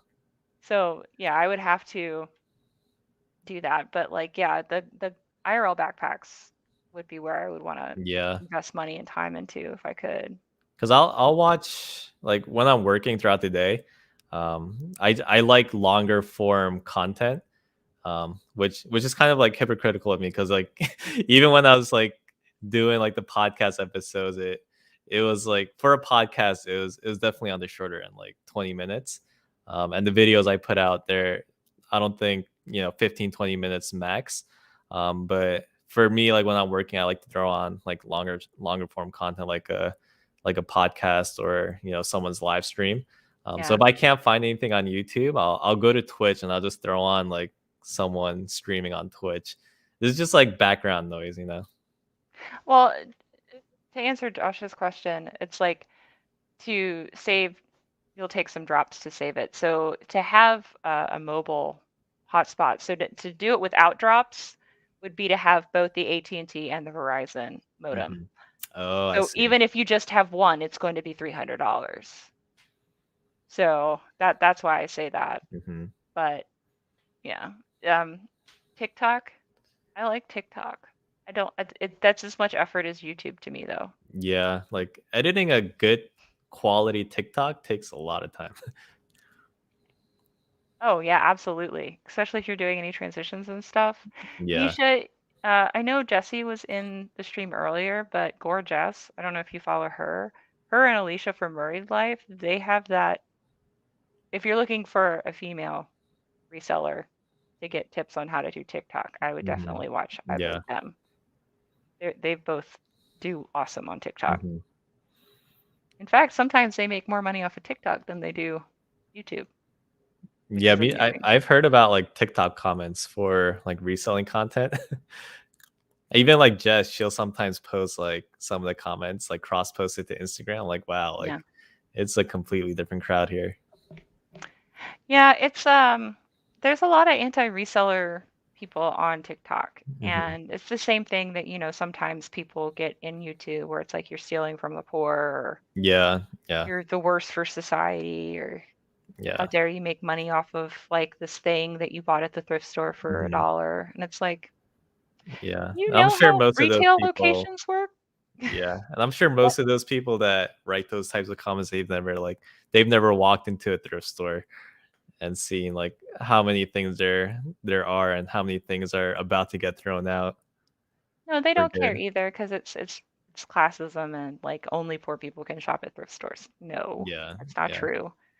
Also, like, you just spent $200 on those Air Jordans that Right, was yeah. made in a sweatshop for $10 in Thailand. Hmm. But you're okay with Nike making $190 and paying Right, yeah. someone 10 cents to make that shoe. Exactly. Yeah. But you're not okay with somebody going in and supporting a charity shop with their money Hmm. and then charging you a finder's fee to get that same thing. Exactly, yeah. So, Yeah. same too, Mal, same too.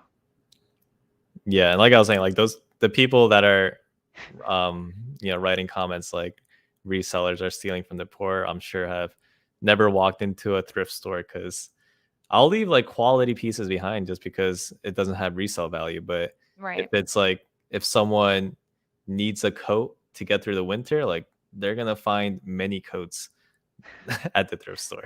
Yeah. Many And coats. and yeah, and that's something too, like, I said that our bins doesn't have breakables because of the fighting and the Hmm. cutting and the bad Yeah. stuff. But so in my area, which is why I buy a lot of ceramics and glass, is because it gets smashed. Mm. So if I don't buy that piece of restaurantware for Then it's just 99 gone cents, forever. it's gone forever. Well, unless some other person who likes restaurantware is going to come in Hmm. there and buy it for themselves. Right. But that's gone forever. That stuff's not made anymore. Hmm. So, like, and I hear that every Sunday. If I go there on Sunday morning, all you hear for the first 4 hours of the day is just crash, Wow. crash, That's crazy. crash, Yeah. where they pulled stuff off the shelf from the old tag and are just throwing it Hmm. in the dumpster. So, yeah. Do you view yourself that way at all? As like an intermediary caretaker for stuff? Do they have a second home, or it's just like, no, this is a business, I'm making No, no, money? yeah, that's definitely a part of it. Yeah, that's definitely a part of it because it definitely hurts to know that because like the thrift stores around here, they're like jam packed, and knowing that this is like most likely the last spot before it either goes overseas or like straight into the trash. Because they need to make room for new inventory because new inventory is always coming into the thrift stores. So it definitely feels good to know like okay, like these pieces are not going to get thrown out, and I'm going to be able to take it home. Even my like wife, when I bring home stuff or um she's like surprised like that was like why did someone donate it, like this is brand new with tags, like why did someone throw this out and it's about to get thrown out if I don't pick it up. Yeah. No, and that's something that's really funny too. It's like, you go to the thrift store, and the amount of new tag stuff you find, Yeah. because these retailers, because of the pandemic or the economy or whatever, they haven't. So we have outlets near us, so we'll get full size runs of stuff from the outlets Hmm. in Williamsburg that they've just written off. Yeah. And if nobody buys it, it's going in the landfill. Right. Yeah. It's like Yeah. they're making too much because instead of making good quality stuff anymore, most Hmm. places are making their money by just selling a bunch of stuff. Yeah. Which is, yeah, there's just so much stuff out there, which is why like I have no problem with sharing what I'm doing. Like, yeah, I mean, you see the comments all the time. Like, occasionally there'll be, you know, a comment or two, someone saying like, "Hey, like, YouTubers are ruining reselling," or like your video is telling Goodwill to spike their prices up. At least for me, like I've been watching reselling YouTube videos for like 3 almost 4 years now, and I feel like my business has only gotten better. No, no, no, no. Okay, so this is what I like to, I don't get those comments Hmm. because I'm not big enough. But the You thing will is soon. yeah, that's very Something to look sweet. forward to. That's very sweet. But what you can say to that response is like, no, it's because Goodwill is on eBay. So they're Yeah. checking eBay prices. They're Hmm. not, they do sometimes watch YouTube, Right. but they're seeing how much is selling of this thing Hmm. and then are selling it because all of the thrift stores in my area, like in their glass cases, they have an eBay, like many of them have a little Right. eBay listing, but they have the Yeah. listing, they don't have the what sold for. Hmm. So they're on eBay already. So that's why it's getting ruined, is because they're on eBay now. They know what's selling for them. So Right. that's what's happening. It's not necessarily the resellers. Yeah. And even just like Thrift Alive Matt's, if you guys don't know about his manifesto and all the brands that he's put a lot of work into researching, like He I'm just dropped the learning, third one today. yeah, I'm learning new brands like constantly. You know, maybe the Goodwill employee has like a few Bolo brands they know about, but I doubt they know all 300 plus brands in the men's category to up price and ruin the market with. Yeah. Um, so that's kind of like my mentality. Like as long as I know more than the Goodwill employee, which is a low You're good. bar, right? For right, maybe there are some like really good employees out there that have been looking up comps for years, but for the most part, like they don't get paid enough to memorize 300 plus brands in one category. So as long as I know more than them, I'll be able to find stuff. Matt, I do have a question. Did you add Gouch to your your manifesto because it was in my video, or did you add it because you just happened to find it at the same time I did? But yeah, no, and that's something that I feel like people get too hurt about those kind of Hmm. comments because Tommy, Yeah. like you said, like it's a charity shop, but the charity is not for poor people to shop there. Hmm. The charity is whatever their mission statement is. Right. So for Goodwill, it's helping people find gainful employment. That's what Goodwill's Yeah. mission is, and to make the CEO a obscene amount of money, but that's not talked Hmm. about. Yeah. And then you have the DAV or the DAV. That funding goes to help fund programs for disabled American veterans. For Hmm. CHKD, it helps goes fund children's hospitals. So for me, as a reseller, if I'm donating something, I'm donating it to the DAV or to CHKD. I'm not donating it to Goodwill Hmm. because I don't care about their mission statement. And I also know how much money actually goes to their mission. Right. All this is public information, Hmm. by the way. Like for any 501(c)(3) business, all of their funding and where their money goes is public information. Hmm. So I personally only donate to charities where their mission statement is funded properly. Your big jog your memory. Okay, thank you. Give credit where it's due. No. And yeah, definitely you should after this go watch Matt unveil his latest Hmm. masterpiece because it's a very good resource Yeah, for definitely. beginning people. But Goodwill say yeah, yes. But yeah, I'm just glad that that's not going to be something they can do for much longer. Goodwill's labor abuse history is super cool and good. Yeah. As a disabled creator, I'm quite familiar with their unfair labor practices for disabled people. So not great. Also, like their inability to be ADA compliant in most of their Mhm. stores, super great too. It's okay. Yeah. Right. Does anybody have any questions for Josh? And Josh, do you have any questions for me? No, I think, I mean, I'm just excited to see like what this year has in store for you, because I know you have, you set some, I think realistic but some pretty big goals. So I'm excited to see how you get there. Just kind What of do you follow mean? What along. what are my big goals? For me, my biggest goal is to get 5,000 subscribers. I don't think that's gonna happen, but Yeah, I think the that's big one is leaving the job and pursuing, working for yourself, like self-employment. why do you think that's the biggest goal? I think that's Why is at that least your from watching perception? your videos, that seems like a big priority for you. So I'm Yeah, oh, excited to okay. see like the yeah, I'm just excited to see like how you're gonna get there, like the milestones you're setting for yourself, and then like being confident enough to take that jump. Yeah. Brett has the same goal too. He's been a really big cheerleader Yeah, as well, because that's his goal too, is to quit his yeah. 9 to 5. Well, I mean, like I've been working really hard the past year to get my cost of living down quite a Hmm. bit, Yeah. and that's something that Matt gave me as far as advice, because his Hmm. cost of living is very low, Yeah. or as low as he can get in California. Hmm. And I Right. feel like, which is still impressive. Anybody who can make full time doing reselling in California, and not just like, Courtney lives in a small, more rural area, but it's still expensive. Hmm. But to do it in a big city is a lot. So, I mean, I have nothing but respect for that. But like I've tried really Yeah, hard to pay my 100%. debts down and get my cost of good, or like my cost of living down to where it's like I don't need very much Hmm. Yeah. to sustain myself. Hmm.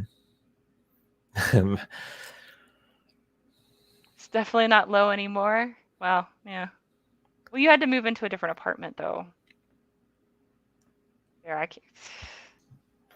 I really hope TwitchCon happens, because then I would have another excuse to go out there To and go over hang out there. with Matt. Yeah, because it's going to be in San Diego this year, Okay, or that would be hopefully it will super be. cool. Yeah, I'd really like that. But then I'm going to buy up all of his books, and he's going to hate me. Or just take all of his books. Yeah. How is that like balancing like multiple YouTube channels in terms of like how you plan your content and how you Well, balance that? so I already have a plan in place Hmm. for doing content creation when I do go full time. Like that's the thing. So this Monday I was supposed to upload on both channels. Hmm. I missed last week for my book channel, so that's the one that got it on Monday, and I didn't upload on this channel because Gotcha. it got to the point I ran out of energy because of my full-time job. But like I have a schedule set out, and it's going to have a third channel for Hmm. sewing to go in there too. So I'm gonna do YouTube, but that's just because these are all things that I'm really into, Right. and they all still kind of fit in. Like, Hmm. I buy books, one, to read, but two, they also have resale value. Right. And then the sewing stuff is to remake fashion I find thrifting. Hmm.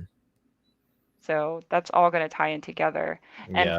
to answer your question directly, it doesn't all happen because I run out of energy. Yeah. No, I definitely relate. Like even just like the podcast channel, like I still like want to continue the podcast, but like time is such a it's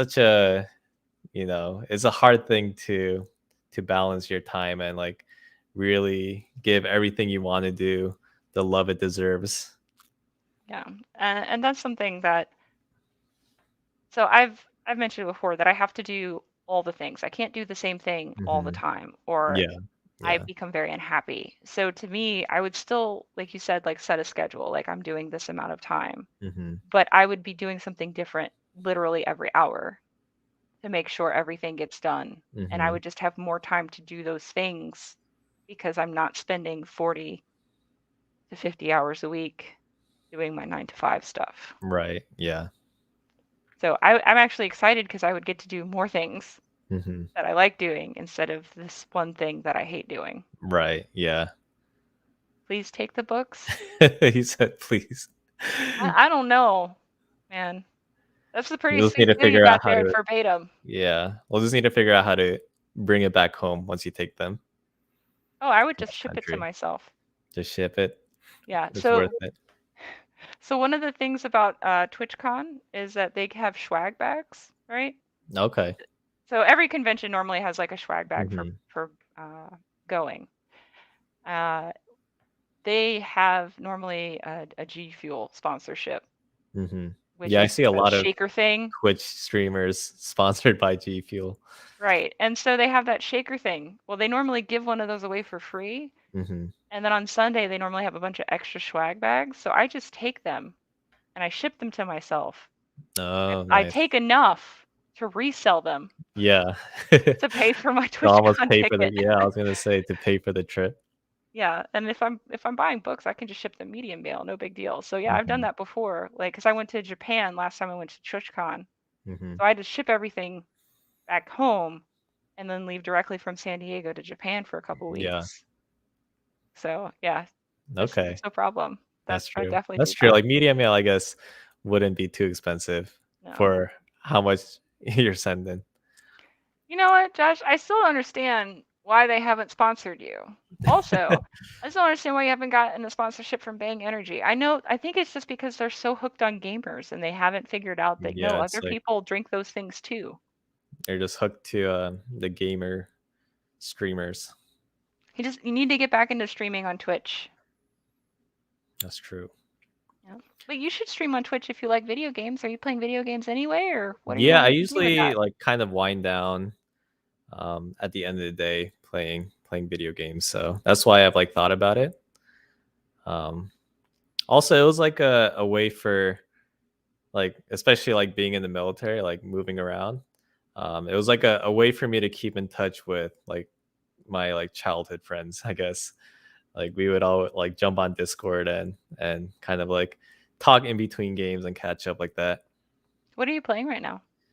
Um, the two games I'm playing right now, I'm playing a lot of like Apex Legends, in terms of like FPS games, and I've been playing League of Legends since like high school, so it's Did you been watch over. Arcane on Netflix?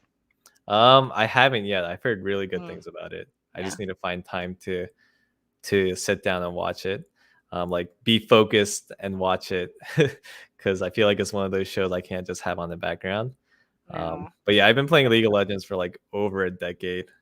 That's kind of like what like all my like friends I grew up with play. So that's kind of how we connect. And then um, I used to play like Riot's spin-off of Counter-Strike, like Valorant for a little bit. But in terms of like FPS games, I'm playing mostly like Apex Legends. That's all right. Out of all, I like PUBG the best out of all of them, but I Oh did yeah, enjoy we Apex. started we played a little bit of PUBG because they put out the free to play version. Yeah. So we were playing that a little bit. I'm just saying, like, I will play PUBG with you if you want to play PUBG. I'm down. But do you play it on computer or are you doing it on console? I play on PC. Okay, well then yeah, I could play with you. Yeah. So You can play hang out with me and good, and we'll play PUBG. yeah. So I've thought about it. It's just a matter of like, thinking about how I want to do it. Well, like, what do you mean thinking about it? I think more people to put too much Thought into it. thought into everything. I It's like know. I just know. do it. Doing it Yeah. is the hardest part. Maybe I will. Maybe I'll try to go live this weekend when I play. Is it Lada Josh?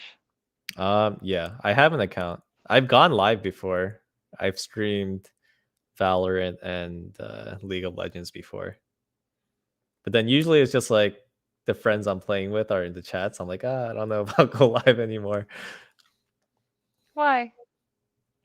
Um, I don't know. Like it's I guess it's just like a mental thing. I'm like, do I go live or do I not? Because I'm just streaming to 0 people. So we'll see. Well, I'm wondering because like as long as like all my friends know I stream, so they Yeah. know that if they're gonna play with me, sometimes I'm gonna just be like, I'm gonna stream this because I'm Yeah. playing a video game, so everybody's gonna be on there, Yeah. and they understand that and they know it going forward. But if you're worried about like, oh, well, nobody's going to want to watch me if I'm playing with my friends, like Mhm. Shroud plays with his friends all the time. Yeah. Yeah. His friends are also other streamers. Yeah. Yeah. I don't know. I've thought about it. Maybe I'll do it this weekend. Yeah. You're going to practice PUBG now? All right. So, wait. Good, you never answered my question. Am I picking up food or did you already get Bob Bob? Because if you already got Bob Bob, I need to leave soon. Before it gets cold. Yeah. Yeah. Yeah, no, I mean, you're streaming to 0 viewers. Are Yeah. you not wanting other people to know you stream? Are you not trying to leverage your YouTube clout I for think some Twitch viewers? honestly, like it took me a long time to get my head around like being a like YouTuber too. It took me a really long time to like tell my friends that I was uploading YouTube videos. Um, I don't know what it is. I think it is part of like that imposter syndrome I was talking to you about earlier. Like I don't know if I want to like tell people that I'm making videos or like tell people I'm streaming on Twitch. Um, I think it's definitely a little bit like a mental barrier, but um, I've always kind of been like that. I've always like it's always been extremely slow for me to ramp up and like tell people what I'm doing. Like, I think so you're talking about imposter syndrome. I think the only time I have imposter syndrome is not around people in my life. Hmm. Like, I've always been very transparent about what I do. Like, Yeah. my friends now to the point will take a picture of stuff. They're like, I'm going to donate this. Do you want to sell it before I donate it? Which Yeah. is lovely. Hmm. Um, it's like when someone like you or Matt or Amber Hmm. or like Courtney or anybody like knows who I am and wants to like hang out or do something with me, Hmm. that's when I'm like, I don't know why they like me. I don't know why they Hmm. talk to me because it's more of like I'm okay with other people, but if it's someone that I have a lot of respect and regard for and someone reaches out to me, Hmm. I'm like, how the hell do you know about me? That's when I Yeah, have that's imposter interesting. syndrome, is Yeah. when it's that way. Yeah. Oh, I thanks, think Brett.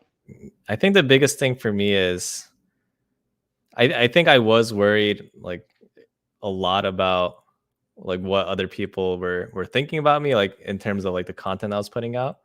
I forgot where I heard this from. I think it was like a random podcast. I listened to like have you ever heard of like How I Built This?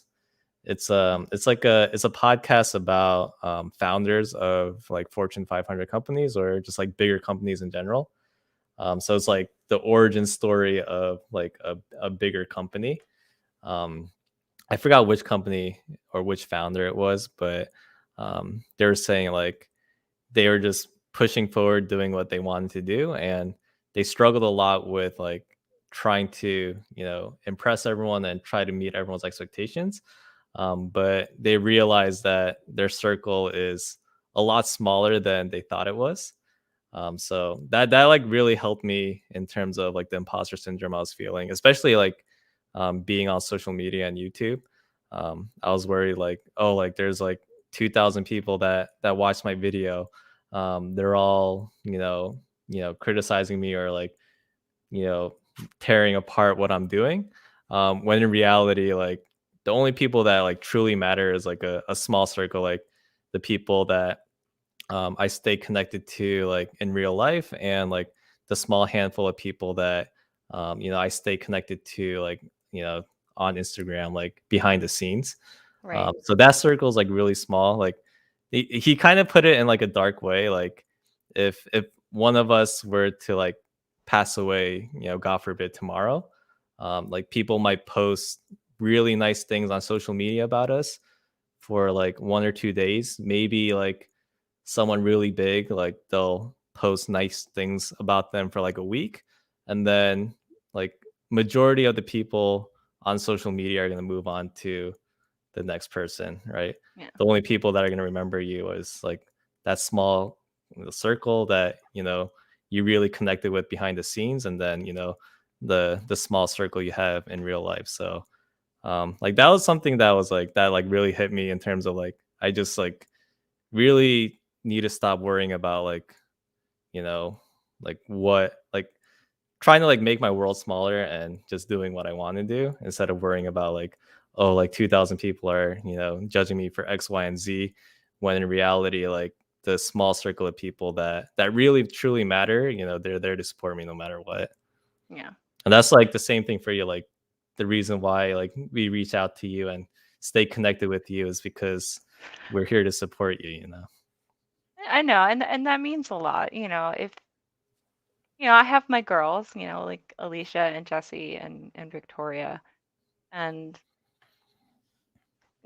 reselling and doing reselling community. Like, Hmm. I'm so grateful for just the relationships I've built in the reselling community over the past 2 years, with you and with them and with just like literally everybody in here, and Brett and Bill and Form's in my Discord now for Hmm. my gaming Discord. I might need to join that Chat. Discord just to be in there to hang out. Well, I opened it up and it's in every Oh, is description it? where it's like, hey, if you're outsourcing and you need help or if you want help identifying stuff, Oh, like I I see made it. that I see the link. I'm gonna have to join it. like I have that out there and I I, Mhm. I let everybody in my gaming Discord know. It's like, hey, I'm going to make this available to people in my reselling community too, because I wanted to make all my communities one community. Yeah. And it's been nice. And Hmm. I've had people reach out to me on Instagram and Harry Tornado has so it's recommended me to people who need help with glass and stuff too to reach out to me, which thank Hmm. you, Josh, by the way. Like, I don't mind answering questions for people. Some things are just, I don't really have much areas of expertise in anything other than Adidas, vintage and antique books, Hmm. and roller skates. Those are the three things I can pretty much answer anything you have a question about. When it comes to glass and ceramics, I'm really good at Google. Hmm. That's about it. That's what I tell people too. Like a lot of people ask me questions. I'm like, a lot of I really like, there's like people who are just like really good at picking. Like I don't consider myself a good picker. Like I just consider myself really good at just looking stuff up. And I've looked up certain things so many times that, over time, certain things have stuck. Mhm. But it was never like I picked something up and I was just like I had the innate ability like, oh, this is a quality piece. I know this is valuable. Like I had to like You've never had that gut feeling inside where you're like, "Oh, I got something good." see nowadays, like it took like a really long time to develop that though. Like now like I'll touch, a quality piece. I'm like, oh, this is probably something really good. And then I'll look it up. But I never had like the natural gift of, I don't think a lot of people do. They like the natural gift of just like touching something is like, oh, this is so and so from, 1851 or whatever. Well, the only reason I have any way to do that from ceramics and glass is because of the fact that I have an archaeology background. Hmm. So, like, I have to identify something with just the handle Yeah, or yeah, maybe just this little tiny decorative bit. yeah. But I'm So, sure it took like a lot of learning and studying and a lot of practice to develop that. yeah, it did. And that's why I feel kind of bad though when people ask me about vintage clothing Hmm. because I do source and sell a lot of vintage clothing and they're asking me about it and they're showing me pictures and I'm like, I do vintage clothing by feel. Yeah, I can't do it. Like, I like have to your feel pictures. like the fabric. I have to Hmm. feel the warp and weft of the fabric. Yeah, I have to yeah. like look at the design on a body. Sometimes if I can't figure out what time period it's from, I will put it on myself to figure Hmm. out where is it, does this have a drop waist unit or this does this have a empire waist? And that's why I feel Hmm. bad when you guys ask me Yeah. But questions about even vintage giving stuff. like even just like pointing them in the right direction, that's like that's a lot too. Yeah, You no, know. I try, and it's like, this based on what's there. I think it's from this time period, but it's Hmm. like that's the best I can do unless I Yeah. actually have the garment in my hand for Hmm. me to do that. And I feel bad about when I say that. It's like I can't give you any more than it's probably from this time period. Right. Yeah. Yeah, Tom. I mean, I think a lot of it is just like experience. Yeah. Because I mean, I remember when I first started reselling, like I would spend like 3, 4 hours like in 2 aisles at the thrift store, just like looking up every single item. I think a lot of people like forget that piece. Like especially a lot of like content creators, like um I mean, there's people like they're watching people who've been reselling for, a little bit, Yeah. and they're like just getting into it, and they're trying to figure out like, oh, like why am I not able to find like the same stuff at the thrift store or garage sales? Um, but like when I first started reselling, I was probably missing like so many things that were Yeah. worth reselling. But it just takes time and experience.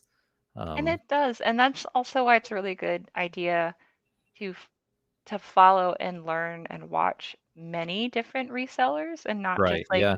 you got your faves, but like I'm not going to find the same stuff here Hmm. or as many of the same brands as Yeah. like you will up there Hmm. by New York. Just like you're not going to find the same stuff that I am down here in Colonial Williamsburg area. Like Hmm. there's going to be different sourcing. The thrift stores are going to carry different stuff. Yeah. And, I think a lot of times people do forget when they're like, "Oh, this looks so easy." Hmm. It's like, well, there's kind of a lot that we don't show you because you're just getting like a 10 to 20-minute video. But the sourcing trip was actually 2 to 3 hours long, Right. Yeah. and you're just getting the highlights and not the other 2.5 hours of just Right. Yeah. so And yeah, that's I mean, Google and like eBay comms is definitely your best friend. where you can Like get net side. clothing's an easy example because you can just like look up the name of the brand. Yeah. But if you look up certain brands over and over and you're constantly finding out that it's not worth reselling, like eventually, some people might be faster than others, but like everyone has their own process. Like eventually you look up a certain brand enough that next time you see it, you're like, oh, like I don't need to look it up because I've looked it up 10 times already, and I know that it's not worth picking up. And then See, eventually you'll, build up your Rolodex of brands to just like quickly go through, and then, eventually things will start popping up. well, and that's interesting too because that can change Yeah, instantly. You yeah, know, what is it? Kanye West started wearing Carhartt, and now Carhartt is one of the fastest sellers, and it's trendy for people to sell. yeah. It Even like happened, Crocs. yeah, I mean, I Crocs. wore Crocs before they were cool. I'll just say that. But like sometimes a celebrity or a couple celebrities will wear a certain brand that's like not something that normally would be picked up, and then Mhm. suddenly it's popular and everybody wants it. Right. Yeah. Like with the camo Abercrombie and Fitch shorts Hmm. over the summer. Like Yeah. that Abercrombie and Fitch didn't used to have that kind of a sell through. It used to be just be like a blah mall brand, but Yeah. it it got a revival, and Hmm. that can happen. Yeah. I had a basketball jersey where I recently sold it, and that was like definitely like, you know, like recent like current events definitely affected it. Like I had a Joe Johnson Brooklyn Nets jersey that I picked up a while ago, and it's just been sitting in my store. And he like recently, he's like 40 years old. He's been retired from basketball for a bit, but because of COVID, a lot of teams were really hurting in terms of like half their team was out because of COVID. So they were signing like people who retired for like 10-day contracts. And Joe Johnson happened to be someone who was retired who signed a 10-day contract. Oh, And nice. like that that jersey sold. It wasn't even for the same team. He got a 10-day contract for a different team, and his Nets jersey sold. So that was Wow. like that was. I mean, there's definitely times where luck is involved with reselling, but for the most part, I wouldn't bank on a business model for investing in like little like niche things like that. Yeah. And but yeah, I get that where yeah,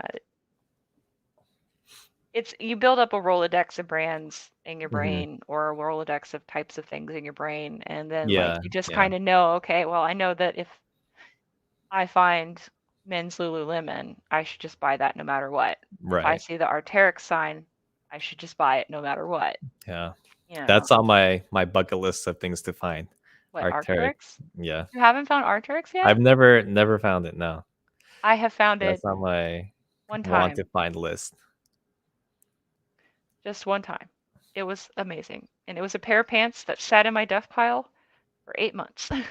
It was an investment, long-term investment. Before I finally listed it, and it sold on Poshmark, and then it got lost in the mail. Oh no. But it wasn't my fault, and it Yeah. wasn't their fault, so they got a refund, and I Nice. got to keep the Nice. money. So That is one thing I like about Poshmark. I had someone open a case recently. Um, it was a pair of pants. They were like size 36. And they said they took a picture of the tag and said it's marked size 36, but it's too small. So they opened up a case and then Poshmark just denied it. yeah, So that was like I didn't even do anything. It was just like I was just getting updates that they were working on it. So that is the and good that's why thing it's good about to put that in Poshmark. your listings too. If it has a size tag or material tag in it, you Hmm. take a picture of it. Yeah, yeah, for sure. That's super helpful. So what other things are on your BOLO list or on your I I would remember. like to Oh, find this brand list? yeah. On Cloud was for the. I think I told you once. Like I've never found On Cloud, but um, I found one like a month or two ago, and Oh, I just awesome. like recently sold it on Poshmark. Um, what else is on my? I'm looking for. There's a brand that I recently learned about. I think it's like Aviator Nation. Yeah, Courtney That talks about I that think all the that's a time. big. Yeah, that's like a big California brand, but I know that goes for big money, and I don't know if I'll ever find it in New Jersey, but I'm like keeping my eyes open for it because I feel like people wouldn't know about it in New Jersey. I have a feeling that if this Schatz Brothers jacket that's that new to you is still there in 2 weeks, I'm probably just gonna end up buying it. Yeah. And then what I'm gonna do is I'm gonna take pictures of it next time I'm in there and like send it to my other real consultant and Mm-hmm. see if they'll take Go it so I see. don't have to do it.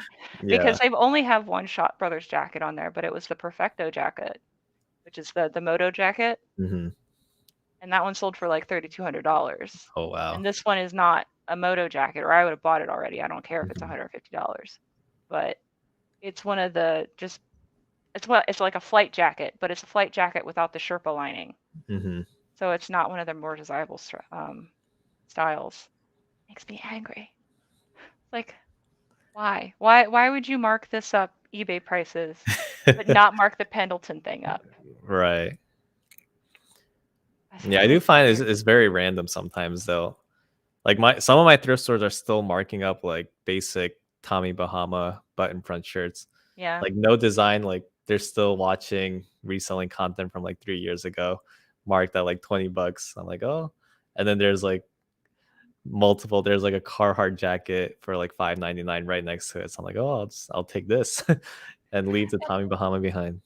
I think that's because of the fact that those videos are so old Yeah. that they're watching, they have views. And so that's what Right. YouTube's still Yeah. pushing out because they're pushing out popular content. Yeah. Or it's just like word of mouth. Like they got their knowledge like a few years ago. They got outdated knowledge and Yeah. then they're just like passing that down. And then a lot of the employees aren't doing, actual research. They're just hearing through like word of mouth, like the brands that they need to mark up. Yeah, no. I feel what sucks though is that the lady that works the desk was there today and was there yesterday and she knows I'm a reseller. Hmm. So she looks at what I buy Oh, and then really? And marks then it up the next time. really? No, that's Yeah. messed up. I mean, she asks me questions too. Like if Yeah. I'm looking at something really hard, she'll ask me about it. I'll answer it because I don't care. Yeah. I mean, they still are not going to know everything. Right. Right. And I saw an Asian street vendor, an antique Asian street vendor cart in that new to use stall. Hmm. And they had it for $200. And I'm like, damn it, how the heck do you know what this is? People And she talk. didn't know what it was. Yeah. She said it's like it's an antique Asian thing, but I don't know what it is. And I was like, okay, it's this, but it's missing half the pieces. And Oh she's like, what man. other pieces would be there? So I went over it with her. And I was like, I hope you get what you're asking for it, because it's worth that. But I was just like, I want that, but I would want that for my house. Yeah. Luckily, a lot of my thrift stores, they have like really good like discount programs, or not discount programs, but like tiered sales. So like they'll eventually mark stuff down like 50% and then 75%. So even if they like price something on the higher end, Yeah. um, if you just wait a few weeks, then you can get it for like a normal thrift price. That's really cool though that you have that kind of a structure where you are. When you were Mhm. talking about that, when you did one of your thrift, Yeah, that yeah, was a thrift section, I was like, that's awesome. Because we yeah. only have on our Goodwills here, they only have a half off color. Hmm. So, and most of those are completely gone by the time it's that color day. Right. You have to be Or, there like at opening. or I've seen the Goodwill employees change what color tags on there. Really? Yep, Oh that man, we happens should too in some of the just stores. call them out on it. It's like They don't everyone care. has a phone, so like just whip it out like, hey, I caught you. Oh, they don't care Yeah, at all. But yeah. yeah, that's cool. I'm gonna. Aw, that's sweet. I already have plenty of sugar and creamers. Don't send me any more sugar and creamers. I have one, and then Victoria sent me one. So if you find other stuff other than a sugar and a creamer, I would like that from Made in Occupied Japan. Also like Nippon stuff too, but that's antique. So, but thank you. All right. If you don't have anything left for me, Josh, I'm gonna let you go. Mostly so I can go Yeah. cook food for myself and my partner Oh, I like just checked the time. I didn't even realize it was two after hours 7. and 20 Yeah. minutes. But thank you very much for being here. If you guys do not know who this man is, how, but his channel is being linked down below. It's in the description. Please go check out his Yeah, channel. I appreciate that. No, thanks for having me on, and thanks for No, everyone who hung out. yeah, thank you. Thank you very much for your time. I'm glad to be of the very select few that have gotten to have your I know it's time. been a while. Like I was actually like nervous before going live because it's been so long Well, since I've been on the live chat. well, thank you all. We'll see you in our videos sometime whenever they get uploaded Yeah, next. sometime this week. Yeah. You'll see me in 2 days. I don't know when you're going to see Josh. He'll bless us soon, I'm Yeah, sure. late But thank tonight you or guys. tomorrow. Ooh, oh, that's Yeah, right. I forgot you talked about yeah. that. I was Okay. I was editing a video, so I'll probably be able to finish the edit tonight, but I might upload it tomorrow. Okay. We'll look forward to it tomorrow. And if you want something else to watch, since we don't have new content, go watch Matt's video today. Yeah. Bye, All friends. right. See you, everyone.